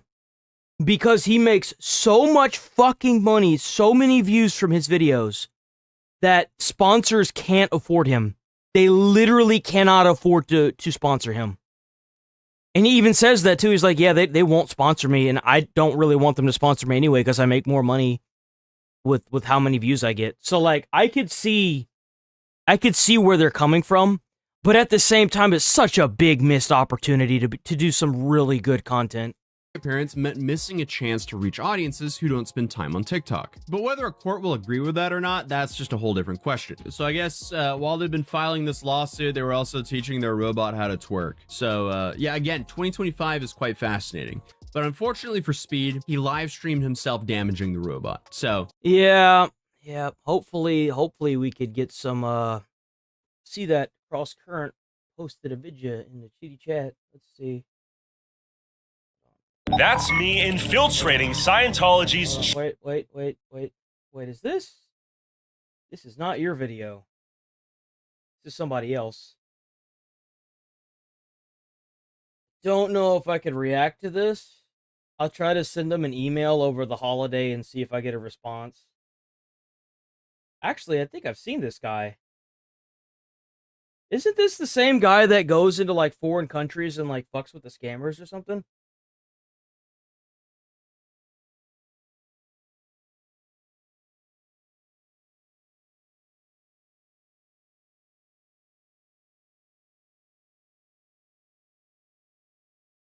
Yeah, it is. It is that guy. Yo, you found the channel. Holy shit, I've been looking for this channel. Asman reacted to this.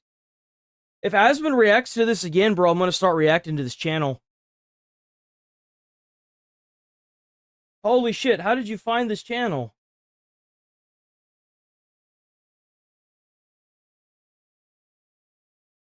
That scammer's payback, he might... No. This guy, I actually found the video that Asman reacted to. Scammer Payback, and there's another one. There's another guy called, oh, damn, it's been so long. I'm not a big fan of Scammer Payback, but there's another guy that goes live every day on Twitch, and he's also a YouTuber. Oh, man, I can't think of his name, but he always has, like, a voice. He does everything that Scammer Payback does. It's just that his is more, like, in-home. He has more views as well. And his just seems more genuine than Scammer Payback. Because, like, he only had, like, the guy that I'm thinking of, he only has him. Like, it's just him. It's not a team. But, yeah, he like, went to Paris and, like, confronted these people. Like, there's actually a thing in Paris where, like, people will walk around, and they have bracelets, and they're like, free bracelet, and then you put your hand out to grab it, right? They'll slide it on and demand money. They'll, like, slide it on really tight, and then they'll start demanding money. And, yeah, no, it's a thing. It's a pain in the dick!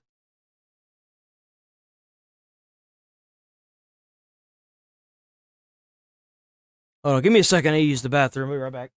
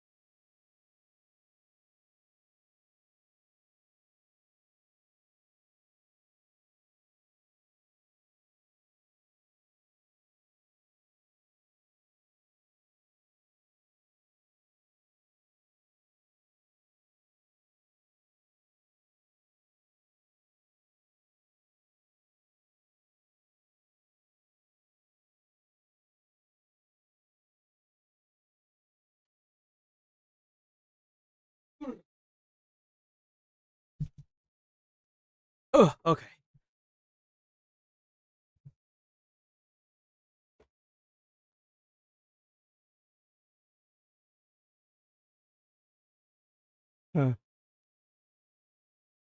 Okay. Apparently, Billie Eilish is going under some heat. I'm not really a big fan of Billie Eilish. I don't know. I just She recently went out and... Love you all, but there's a few people in here that have a lot more money than me. If you're a billionaire, why are you a billionaire? Give your money away, shorties. Love you guys. Thank you so much. It's kind of based. Capitalism sucks, right, guys? Anyway, buy my new overpriced product. Like, you could live off of $1 million for a good long while. Like, if you make, I think it's like $10,000 a month,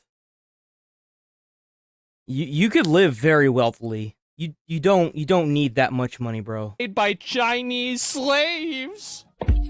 Nope.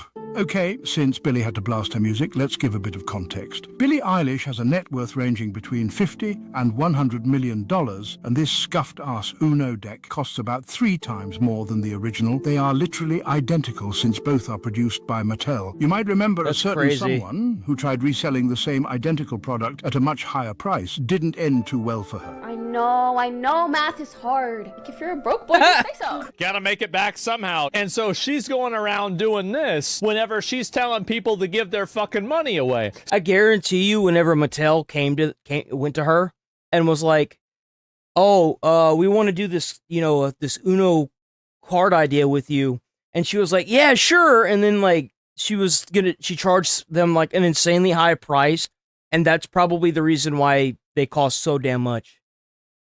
Is because of her. I guarantee you. So brave, so anti-capitalism. Go off, queen. Fight capitalism by buying my garbage products made in China. Don't you hate capitalism? Now you're selling overpriced shit, and it's fuck capitalism unless it benefits me. For an anti-capitalist, this bitch sure does do a lot of capitalism. I am so glad to see this, but I heard paper killed trees and capitalism is bad. Maybe the trees were racist. Everyone who hates capitalism until it benefits them. Exactly. So yeah, they're farming you. Here is the only person that you should listen to in terms of hating capitalism or having any sort of genuine, real socialist ideas. You know who you should be listening to?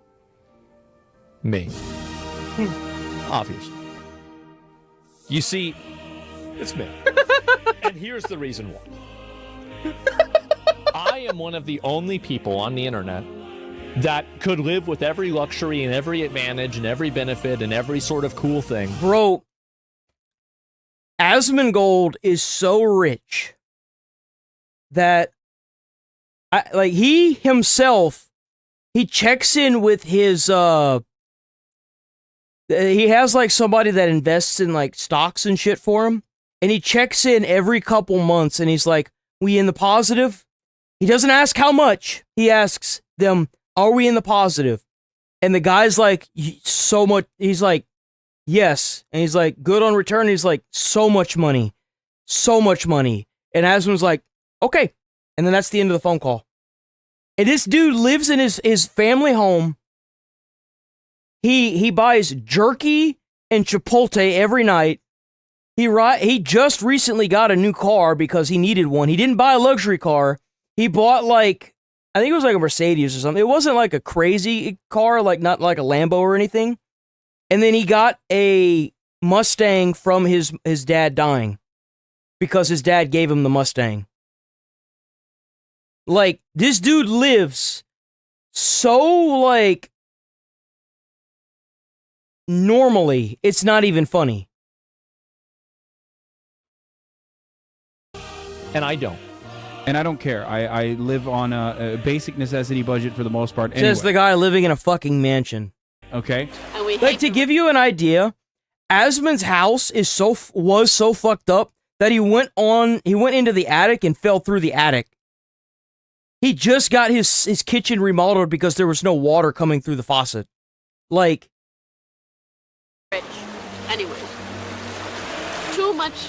Aren't you? I don't think I'd get a Corolla. I'd probably get like I would probably go with a Toyota, honestly. If I were rich, I'd probably go with some kind of Toyota. I'm not sure what I'd get yet, but it would be some kind of Toyota. Because and let me tell you why. I have a good reason for a Toyota. Because if the terrorists in Iraq use Toyotas to drive in that desert, I feel like I could trust a Toyota to get the job done, huh? Rich? No! And just like that, Asmon is now the top socialist streamer on Twitch. That's right. Victory!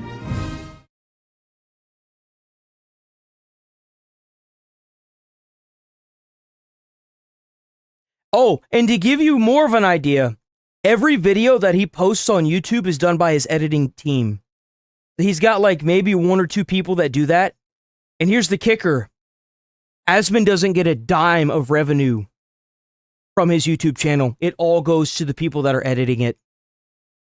He doesn't even have income coming from Twitch. He wants the ads off. Anytime they play an ad on his Twitch channel, he calls them out on the stream. and they stopped putting ads.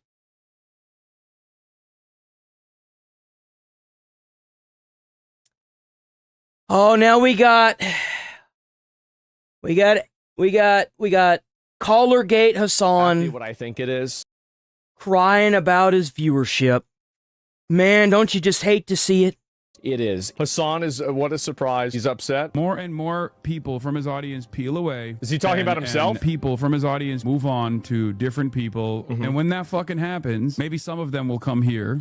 Please, guys. Come on, guys. But ultimately, it doesn't even matter if they don't come here. As long as they become loyal soldiers of progress in this country. Is he being sarcastic about this, or does he actually mean this? I'm happy to have them on board. They can follow along. You just really can't stop thinking about them, huh? Rent-free and everything. Sad, very sad to see you come to this. Yeah, Asmongold has talked more times about me on his broadcast every single fucking day. Are you fucking kidding me? Guys, let's roll the tapes. This is Hassan Asmon only talks about Hassan like every now and then. And he only talks about Hassan whenever Hassan brings up Asmon. Let's go. Asmongold. You notice that every clip that we've seen with Hassan, unless it's the Collargate stuff, it's always because Hassan brings up Asmongold first. Like, this clip started just like that. Don't click away now, Asmongold. Yeah, this is Asmongold. Asmongold and Asmongold. Why you like Asmongold? You see? Asmongold. I would love to see an Asmongold. Asmongold. Asmon said earlier, an Asmongold. Tuning into Asmongold. This includes Asmongold. I will give Hassan the benefit of the doubt. Sometimes he reads his chat, and that's how he gets involved with Asmongold. Like, someone in chat usually says something, and he's reading it out loud, and then he remarks to it. Gold shouts out to Asmongold. I will be checking in with the Asmongold chat as always. Is Asmongold's chat screaming whoa? Asmongold from Asmongold. You're gonna piss off Asmongold. You remember him breaking down at the Streamer Award, not the Streamer Awards, the gaming stuff, whenever they were doing it was the Streamer Awards. Hassan just couldn't leave him alone, huh? Asmongold from Asmongold. How the fuck is Asmongold like Asmongold? Same as Asmongold. This is all Asmongold. How hard Asmongold? The largest is Asmongold. The likes of Asmongold, dude. Me and Asmongold. You notice that Kaya is no longer on the dog bed for most of these clips now? The majority of these clips, Kaya is no longer back there. Like, keep an eye right here while you're watching this. Asmongold, defending Asmongold, fucking Asmongold. For someone like Asmongold, or whether it be Asmongold, and even in China, bro. Asmongold by Asmongold. Think about Asmongold. Trust me, everybody's thinking about Asmongold. Asmongold care about Asmon and say that Asmongold, you give Asmongold too much attention to your platform, in my opinion. Actually give Asmongold's audience a fantastic opportunity to sit around and You know what I would do if I had an editor for my content? I would spend more time watching and reacting to Asmongold videos. Honestly, that's exactly what I would be doing. About how fucking dumb we are on the left. Because we are. If you look at Asmongold's YouTube channel versus my YouTube channel. And you know why? Because all of his views match mine to a fucking T. And let's be honest here. If you want to be represented by somebody, why the fuck wouldn't you want Asmongold to represent you?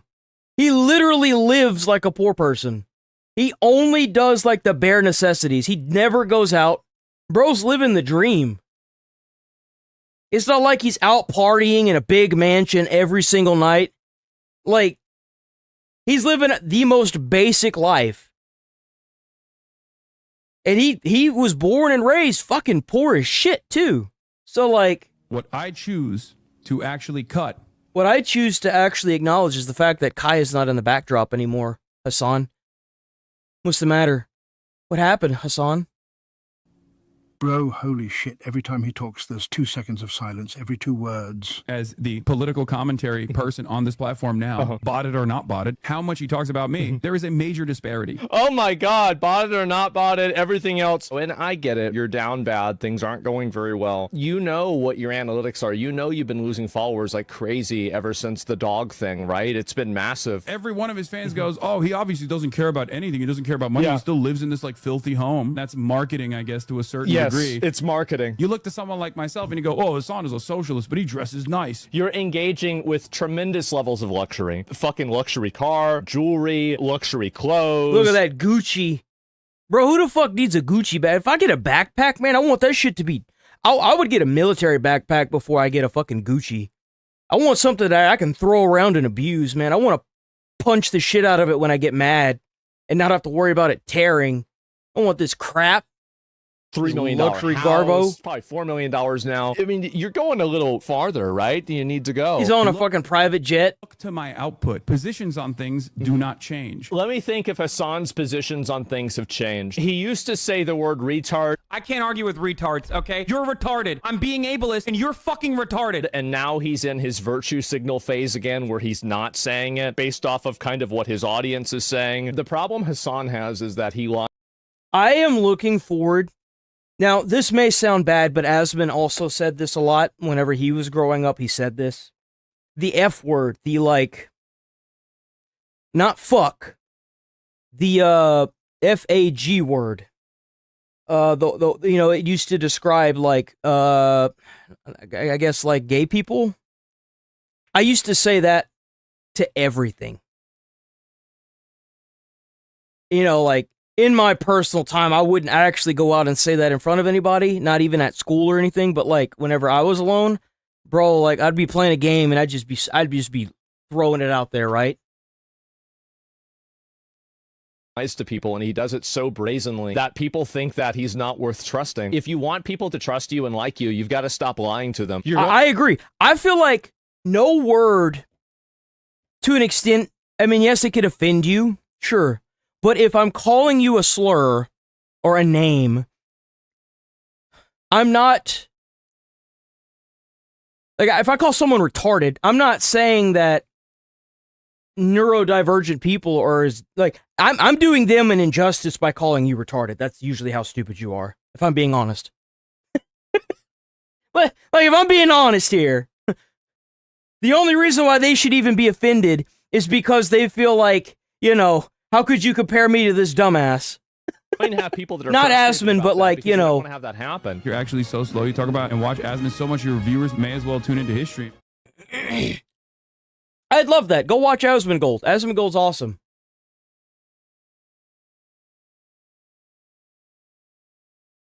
I know this is. I know this is about. Like I look at it. I know what this is. Have amazing role models like Nicki Minaj. Oh, here we go. Like Assassin.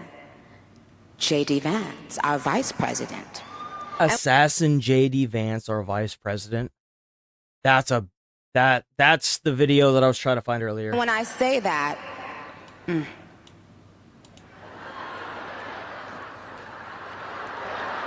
don't get it. Trust me, there's nothing new under the sun that I have not heard, so you're fine.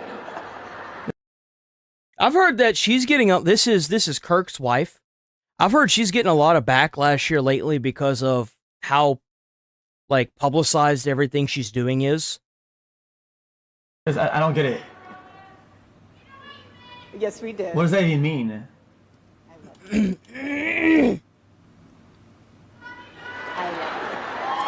have to laugh about it, truly. I have been called every single thing, and you know what? God is so good, you let it roll right off your back. Guys, what am I wondering? I don't know what am I doing? I don't know what this means. What does that mean? What does that mean?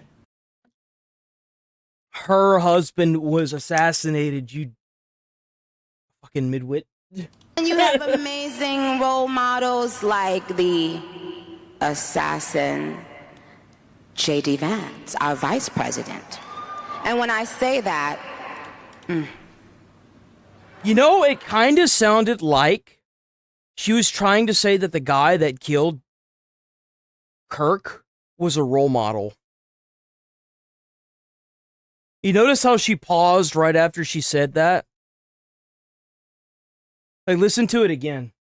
Assassin J.D. Vance. You see that pause? And you have amazing role models like the assassin J.D. Vance. You see how she paused after she said that and emphasized it? Oh, you know how we have amazing role models like Assassin? Think about that. Vice president. And you see it now? You see why it's a big problem? I say that.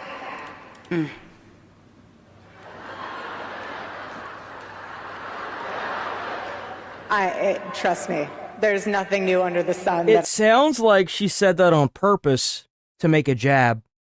That's genuinely what it sounds like. I could understand why people are like, what the hell? I have not heard, so you're fine. This is some shit you would see in The Boys.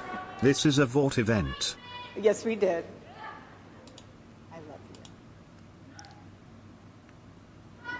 I love you. You have to laugh. I don't think it's... I could go either way with this. I don't really like fence sitting, but when it comes to this... the way she paused, I don't know. Because she had time to think about what she was going to say, and she chose that. Like, whenever you think and talk about somebody, when do you ever think about saying or calling somebody an assassin? Like, how often does that even happen? Like, before Kirk was killed, I think that I used the word assassins like a couple times just because of shadows. Like, when do you ever use that to compare somebody to something? Ever. It's weird. Truly, I have been called every single thing, and you know what? God is so good, you let it roll right off. She mentioned assassin to a lady who has mentioned God assassin. Yeah, but why would you say that though? Why would you say that word though? Like why would you even think that? Like, why would you be on stage here and even think that word? Like, you know, sometimes you could do what is it, a lapsus or whatever? Like the fuck, like. Yeah, but the thing is that Kirk's wife loves Vance. So, like, even that's still out of place. That still looks bad. You know? It still looks bad. Like a Freudian slip, whatever. How does that even fit in there? Off your back, and this is what's so beautiful about this moment, because if the internet wants to clip it, who cares? I love this woman. She's an amazing woman. She's also illegally here. She's an illegal immigrant. Little drop of knowledge for you boys. Oh man, here we go. I think this is more full transparency for Epstein files. They made a statement. Bill Clinton's office did? What? Yeah, that's right, because of all the the photos of Bill Clinton that were clipped out of context, right? Or like taken out of context.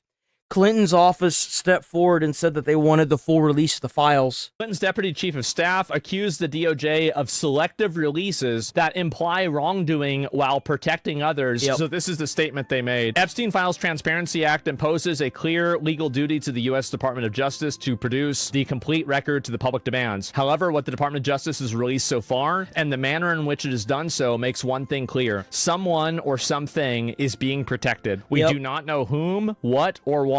But we do know this: we need no such protection. Accordingly, we call on President Trump to direct Attorney General Bondi to release any remaining materials referring to, mentioning, or containing a photograph of Bill Clinton. He knows they won't release it. So you think that he knows that it won't happen? That means that he... So he's trying to say that Bill Clinton is saying this to make himself look good because of how much of that stuff that was in the files showed his face. And Clinton is under this impression that Trump won't release the rest of the files. Now, here's the problem with it. It's not Trump and the current DOJ that he has to be concerned about. If this is true, if he has nothing in there that's incriminating to him, and he wants his name cleared, then that's one thing. But what he doesn't realize is that even if Pam Bondi is removed and impeached and arrested and whatever, the next person behind her that takes over has to release the files, or the same thing happens to them. So there's only so many iterations of people before one of them finally releases and unredacts files. You get what I'm saying? So Asman is thinking that he is saying this because he's in the files, and he's in the files badly, but he doesn't really want them released. He wants to sound like he has nothing to be scared of, right? That's really what it boils down to. Can tell them to do it and appear as though he cares about transparency, knowing that the transparency will never actually happen. Yeah, that's how it was. That's how it's always been with these fucking files. Even Trump brought up names that were in the Epstein files, and it's like they never intended on releasing these files ever. That was never their intention with these files. And the thing is that more of these people keep shooting their feet off or putting their foot in their mouth because more and more of this is coming out. Definitely ballsy, I'll tell you that. Refusal to do so will confirm the widespread suspicion that the Department of Justice actions are not about transparency, but about insinuation, using selective releases to imply wrongdoing about individuals who have already been repeatedly cleared. And I had said this earlier, I said this yesterday whenever we covered this a little bit.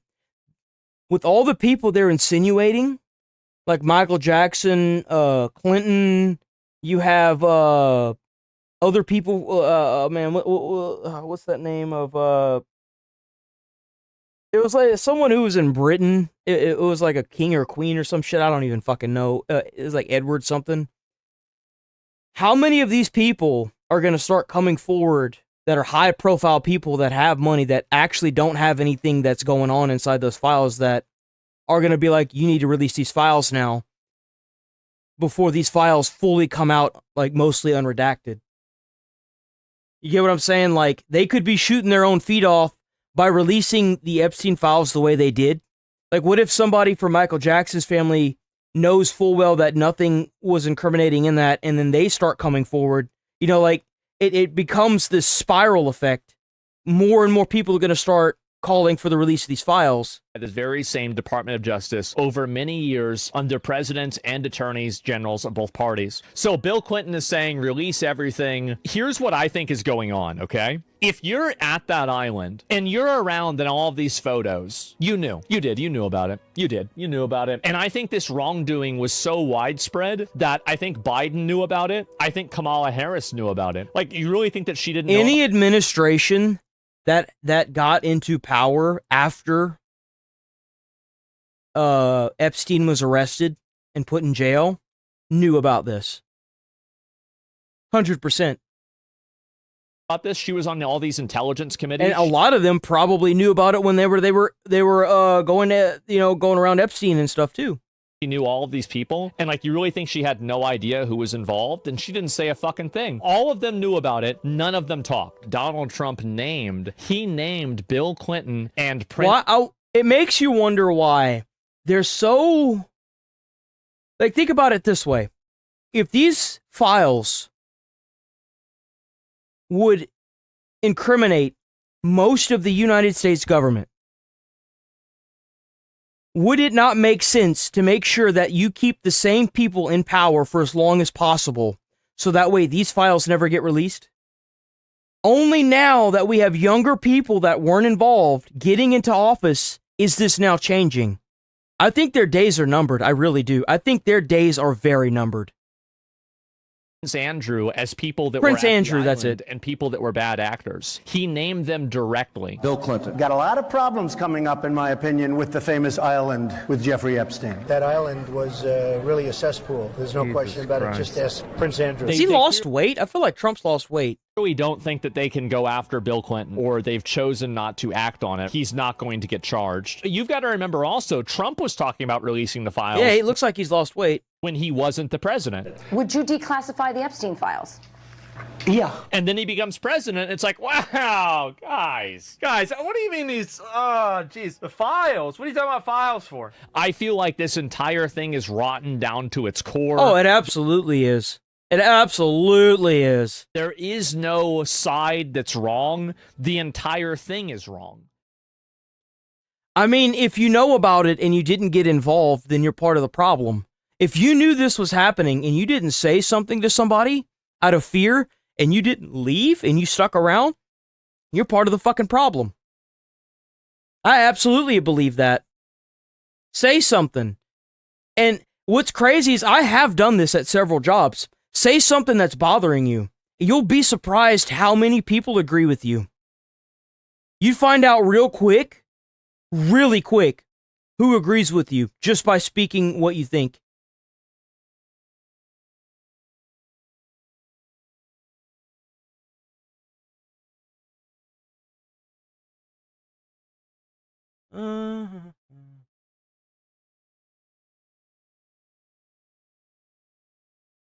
House Oversight Committee Chairman James Comer.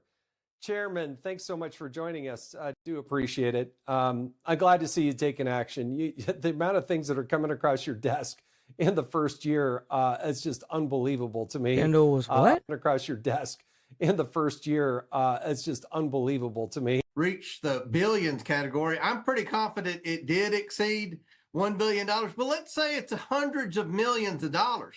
That's still a lot of money. So many Democrats I see in Congress and who When we cover this until we're blue in the face, let's move on from this. Let's watch this and then we're going to roll up out of here. This is 30 minutes anyway. Dispatchers with the Bonneville County Emergency. So this is a Facebook post led to 45 years in prison. What the hell did you do on Facebook that led to you getting locked up for 45 years? That's crazy. Communication Center in Idaho Falls received a 911 call. W Midwest Safety, check out Midwest Safety. Hell yeah, Midwest Safety. Gunshots in a normally quiet subdivision. Gunshots. As officers rushed to the scene, the caller stated that he could see a body in the street covered in blood. Jesus. And had no idea whether he was alive or not. Hey man, what's your name? 105, one down, multiple gunshot wounds to the torso. Stick around through the end, because we'll unpack the evidence from top to bottom and uncover exactly what happened. Hell yeah. Hey, hi. I'm with you, man. I'm with you. Medics are coming. I'm here with you. All right? See, that's the reason why we need to get these police officers to know EMT at the very minimum. Because, like, whenever you get these calls like this and you're first on scene to a gunshot like this, she should already, like, she should have a medical kit in her thing. She should already be trying to patch this dude up. Seriously. Like, I hate this. Hold on, man. Kenna, can you take down the plate? Maybe put it on 2? Okay. 77, take down 1 John 99022. I'm surprised that he showed that. Chest wound. Got you, man. We're gonna need 2. 2 of them, Kenna. Huh? We need 2.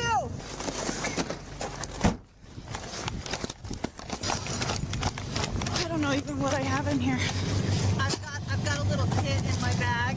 Okay. Ooh, that's an ass chewing at a fire department, man. Every morning you got to go through that rucksack and you got to figure out all your tools that you got in there and you got to refill whatever's in there too. Man, ain't nothing worse than when you show up to a scene with somebody got a gunshot wound and you ain't got no goddamn bandages in that bag. That is an ass chewing and a write-up right there. And if you in your probationary period, that's instantaneous termination. Oh, here they are. They don't even fuck with that, dude. Yeah, they don't have to go through every morning and check their vehicle to know what's in their vehicle. Like, I can't tell you how many of these videos I've seen so far where they open up a police car and there's just shit all inside of their car, man. Like, what is that? What is that about? Like, there's just, like, crap everywhere inside of it, like cans and baseball bats and weird shit. I mean, I guess it's okay. Hey, multiple to the torso. We're gonna need chest seal. Look at our shit. And we got at least 1 here. And I haven't even rolled him over. That's okay. McKenna, put your light on his torso for me. I want to cut through any of your holes here. He started moaning again. You all right? All right, sounds good. Help? Yes. Okay. This is all like dead space. I'm gonna fast forward through this. They're just gonna load him up and get him up out of there. If we can. Great pulse. Yeah, he's... I hated being in the back of that damn thing, by the way. I hated that damn vehicle. I hated being in the back of that vehicle so much. I was, whenever I did that, I was part of college, man. And you have to ride with the ambulance like 3 times. Like, it's not a ride along. You actually have to do like medical stuff while you're going through the college. You have to show that you can help a person who's fucked up. I hated like, because I went to like the 3 stations that I had to go to, dude, they were so busy. Constantly through, like, it's so weird because like throughout the day, they would be getting calls constantly, right? And then the minute that nighttime would hit past like a certain time, it would just be dead. It was so weird. So fucking weird. We still got a great pulse. Yeah, he's... Is that 1, 6, C. Can you guys come with us? Yeah. Get his bag with her.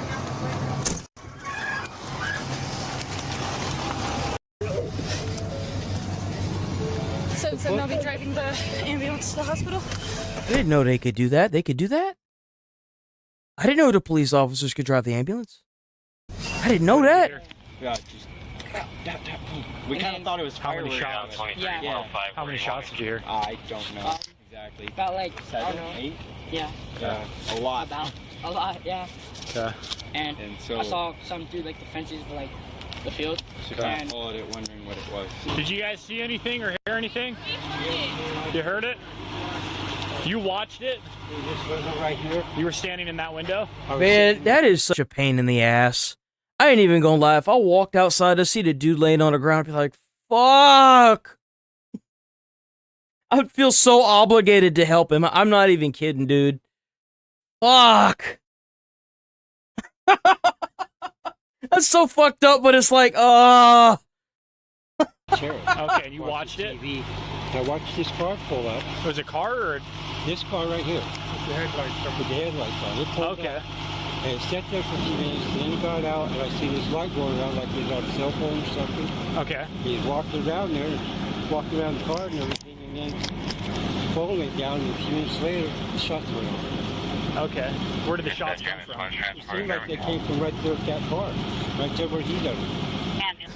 You ready? Hold on, girlfriend. I think it's so weird. So he like drove up and then got shot, and they don't know who the fuck did it. That's so crazy. Thank you. Most of this footage has to be like revoked anyway. Down. Heads here, feet that way. We got at least one here, some shit casings here. I got you. Are you sure? Okay, good. Thanks. Yeah. I don't know, but when I got here, this person was watching out the window and looked like they were on the phone, so I'm gonna go talk to them.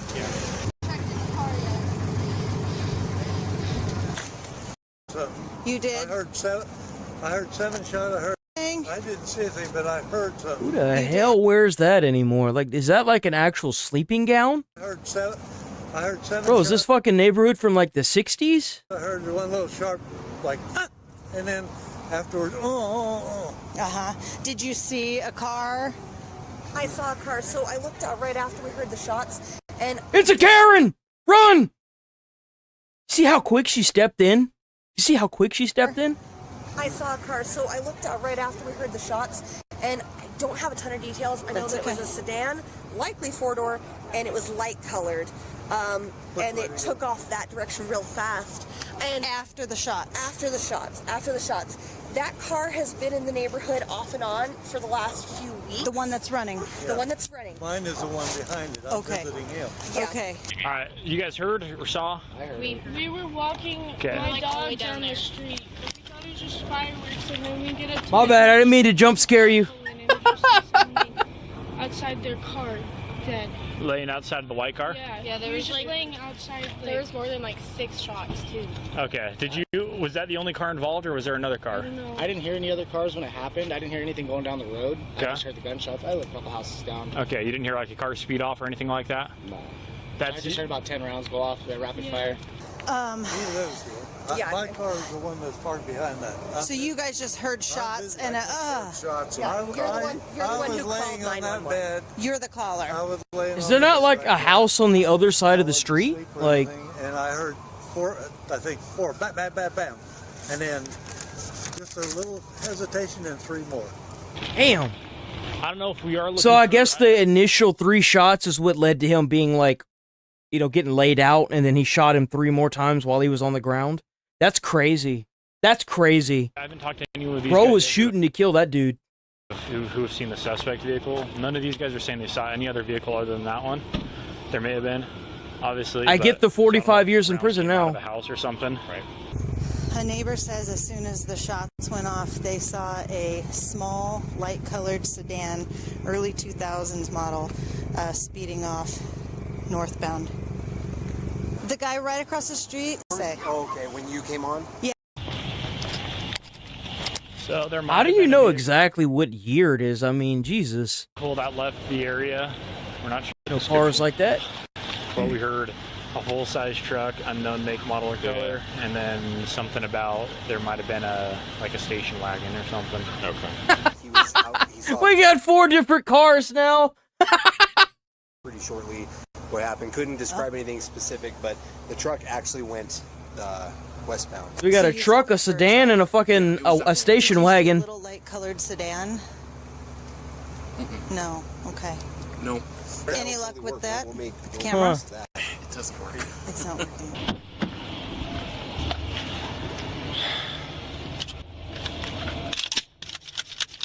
Though witnesses offered somewhat conflicting statements, a key piece of evidence in the form of a Facebook post created at about this time would later be shown to detectives and bring the full scope of this crime into focus.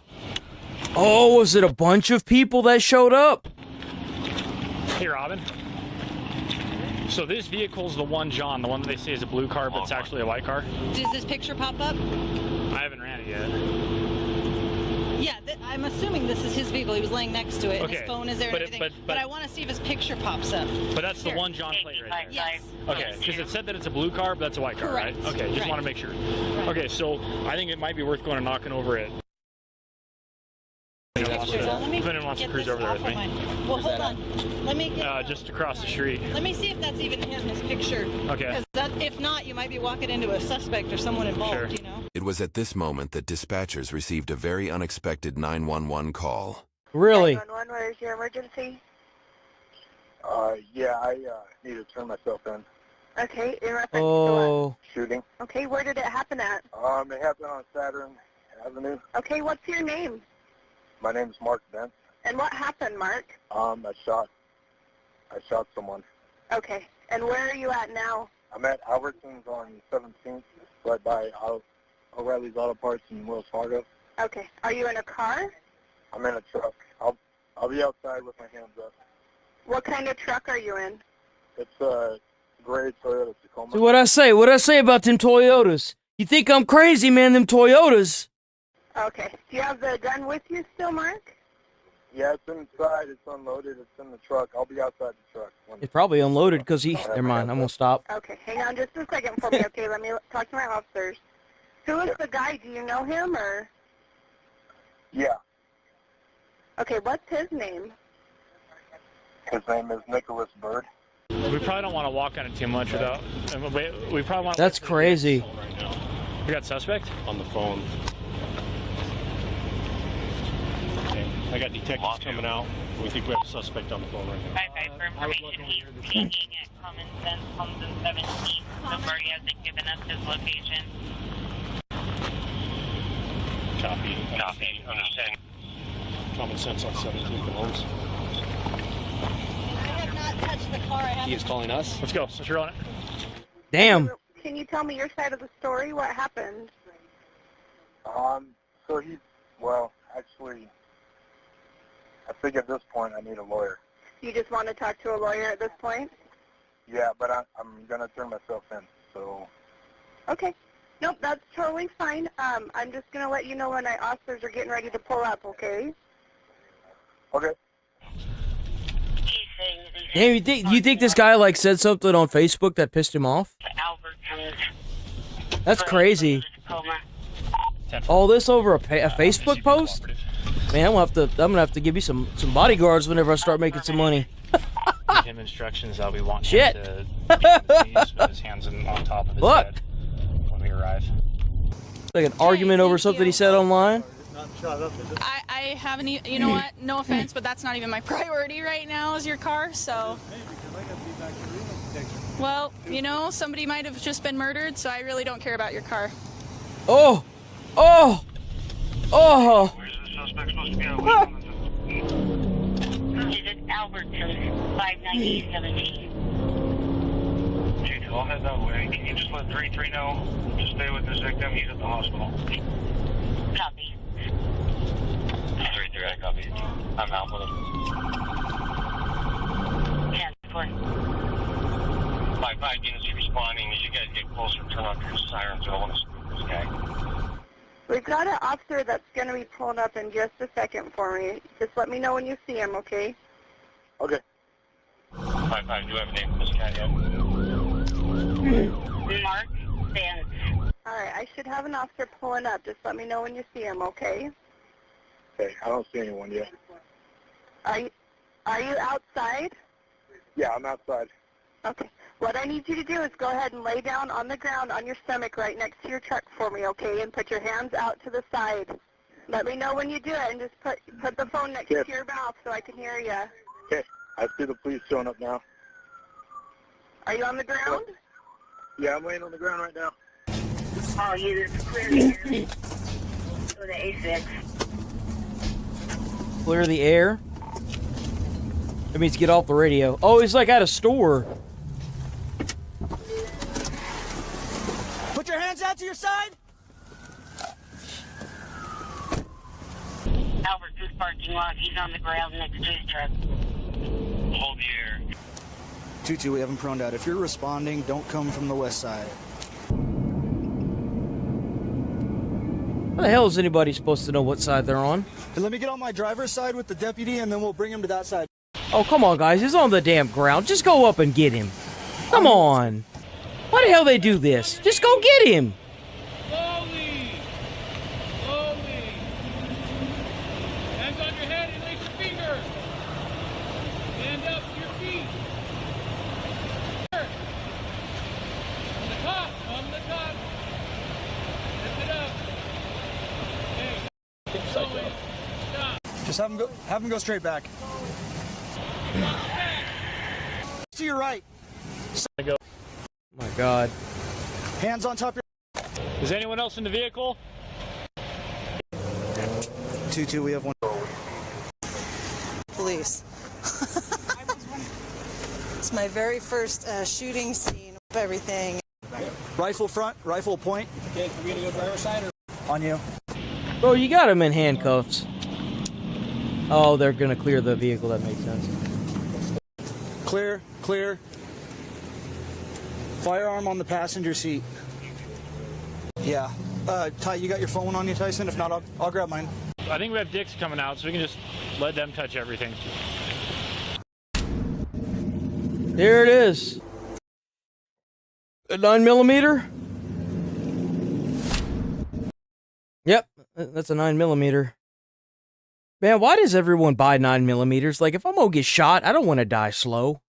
But, like, at least hit me with, like, a fucking... With, like, a 45 at the minimum. You know what I'm saying? Like, I don't want to die slow. Them 9mm are meant to, like, ricochet off of bones, man. I don't want that. That's awful. Ah. We know. And then if you will, just point your toe to the ground, put your tread up, so that your heel's up. Go and put your toe to the ground. Behind you. So step back there, so you can get his tread. I noticed that even the police are using, like, 9mm now. Can you take a picture? It's always a damn Glock or Smith & Wesson.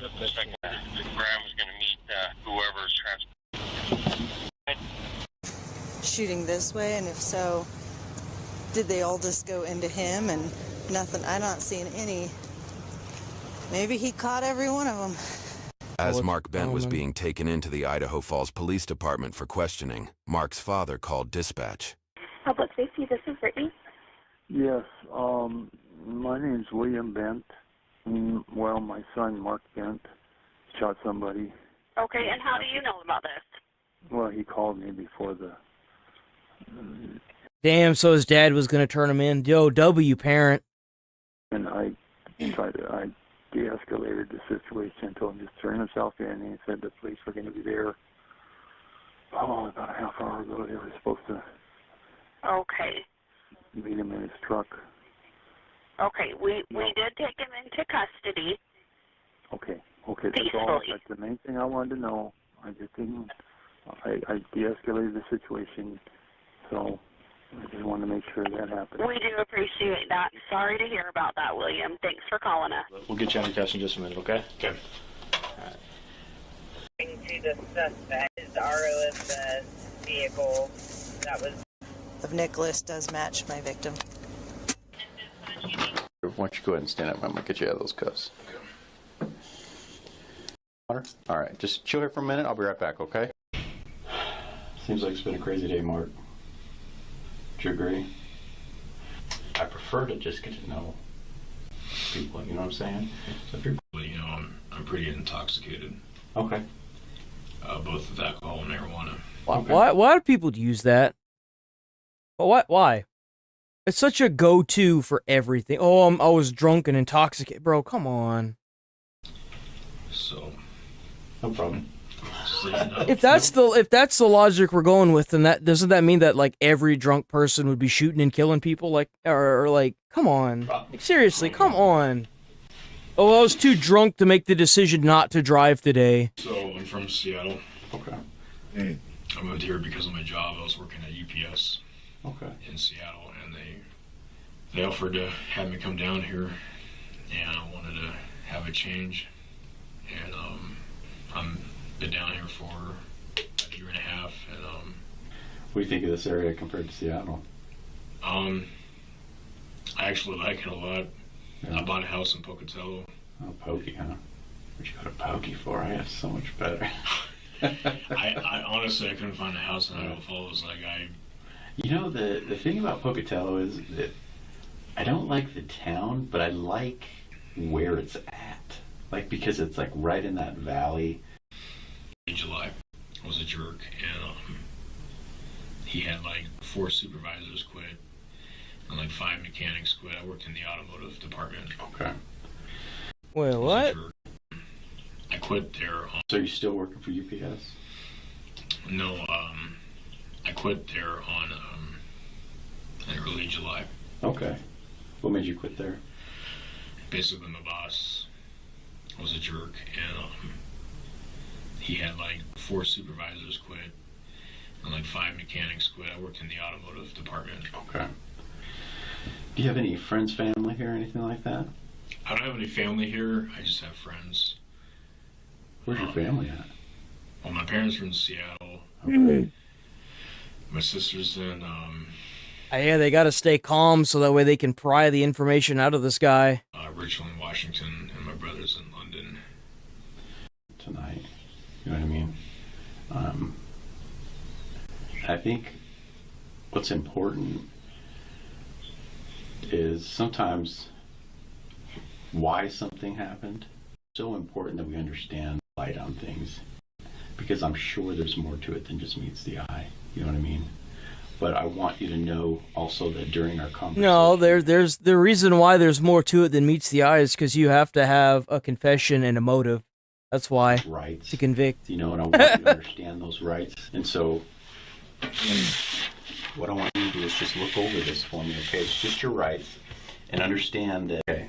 Do you understand that? Mm-hmm. Okay. Do you want me to read them to you? Can you read it? Sure. Okay. Okay. Yeah. Understand these rights. Okay. When you woke up today, what was going on today? It's kind of a long story. Man, if it's a week ago, a month ago, a year. Yeah, I don't want to say anything without legal advice.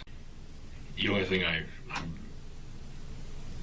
really want to know is he okay? Is he in the hospital or? So, yes, he's in the hospital right now. I don't know any kind of prognosis at this point in time. Okay.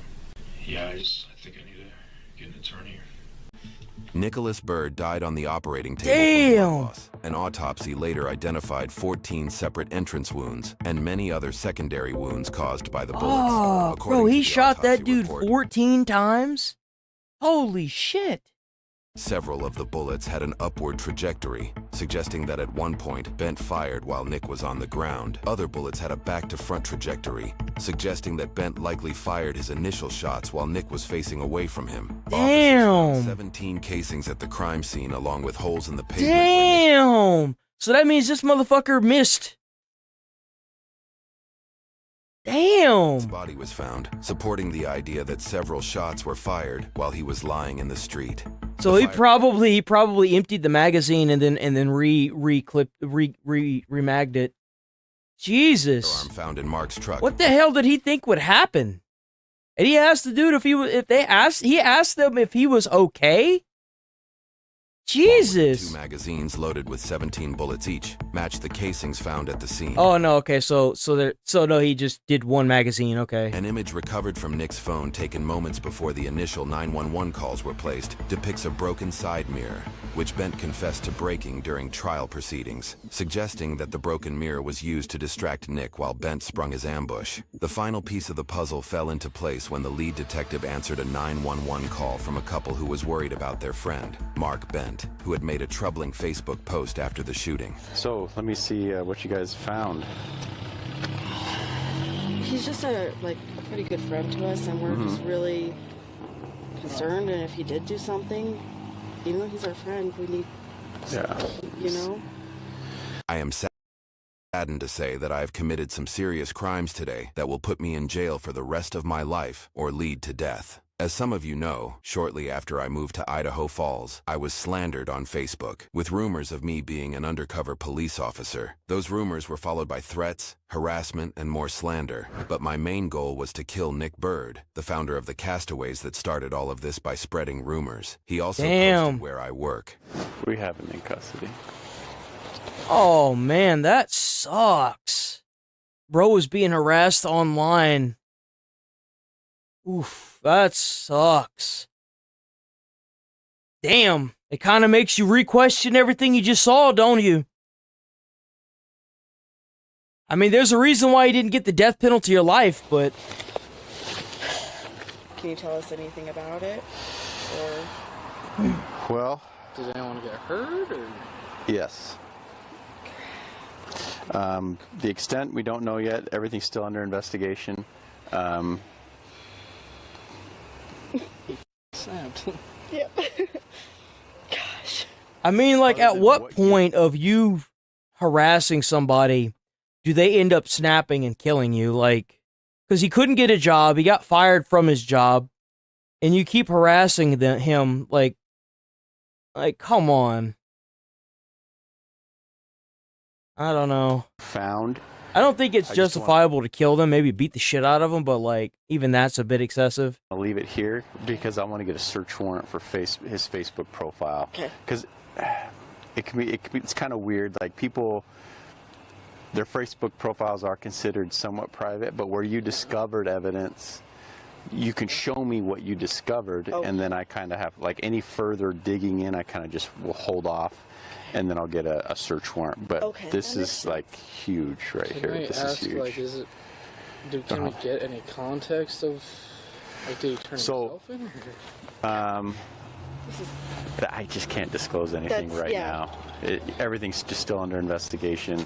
But yeah, we really do appreciate you calling that in and giving that to us. Yeah. We just. If I could tell you more, I definitely would, for sure. He's in our off-roading group with us now, and so we're like, we've created this really good bond, and all of a sudden he posted this, and we're like, just kind of out of nowhere, huh? Yeah, we're like, Did you ever heard of this Nick Bird guy? No. Okay. No, this is, yeah. A subsequent search of Bent's residence yielded additional 9mm Luger rounds, matching the rounds found at the crime scene and those found in the additional magazines in his truck. Damn. Detectives also found higher capacity long guns in their search. Bro, holy shit, those are some good guns. His truck. Wait a minute. Detectives Man, look at that. Damn. also found higher capacity long guns. Damn, it sucks. They're gonna take those guns and lock them up. They ain't never gonna be used again. In their search, along with an empty handgun case and a receipt for a 9mm Luger pistol, the same pistol found in Bent's truck. Detectives also found multiple pill bottles containing citalopram, an SSRI used to treat clinical depression, along with marijuana and alcohol, which, combined with SSRIs, can worsen symptoms of depression and escalate anxiety and paranoia. Damn, really? Was charged with first-degree murder and using a deadly weapon in commission of a felony. He was given a public defender and pleaded guilty, but after firing his public defender and hiring a private attorney, he changed his plea to not guilty. Hold on, give me a second.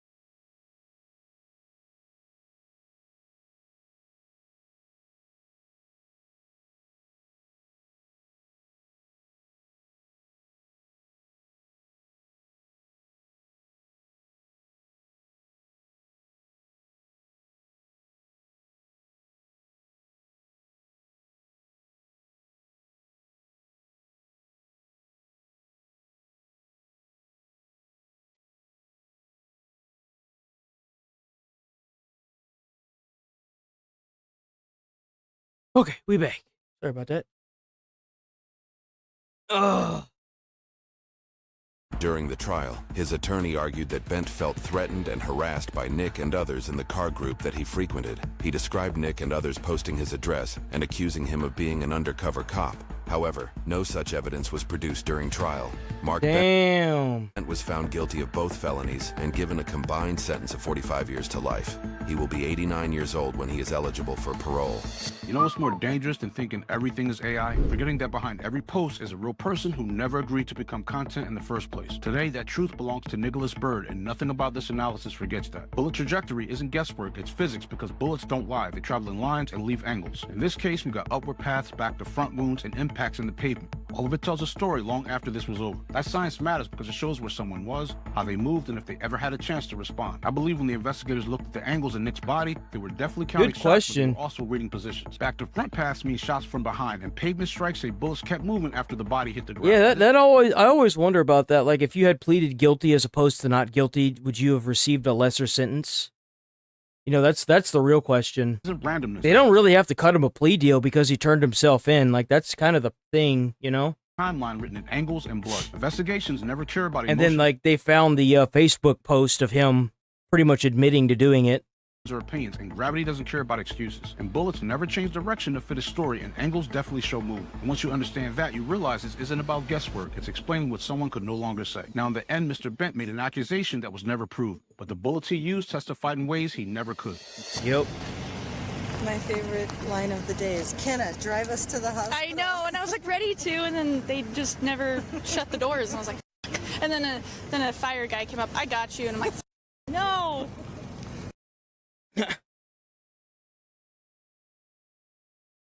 All right. We are rolling out for the day. It's going to be, it's not that early. It's like 20, 30 minutes early. We get to be here tomorrow, but then Thursday and Friday, we will not be here, boys. We will be here on Christmas Eve, which is tomorrow. And we'll be back on Monday after Thursday. So after tomorrow. So we'll be here tomorrow. And then Thursday, Friday, Saturday, and Sunday, we won't be. But we'll be back tomorrow. Thanks for chit-chatting, stopping by. We'll see you tomorrow. Stay safe out there. Remember to try to put a smile on someone's face. You might change their whole day or their whole life. You never know. And, yeah. I don't ever slow up. Peace. Stay safe out there. A lot of crazies. Let's go. I wake up to a little bit of drool on my pillow, feel like it's gonna be a bad day. Yeah, I'm tired of shit, and the coffee ain't hit yet, damn, ain't that great. I don't wanna go to work, cause my boss is a jerk, and I'm not even that paid. I need a change in my life, cause I don't feel alive, and there's nothing that makes me happy. Hold my beer for a minute, I'm about to quit my job, cash in for a ticket. I'm going on a trip, and I don't plan to visit. I'm gonna stay there till I feel like I'm winning, and this is just the beginning. I need a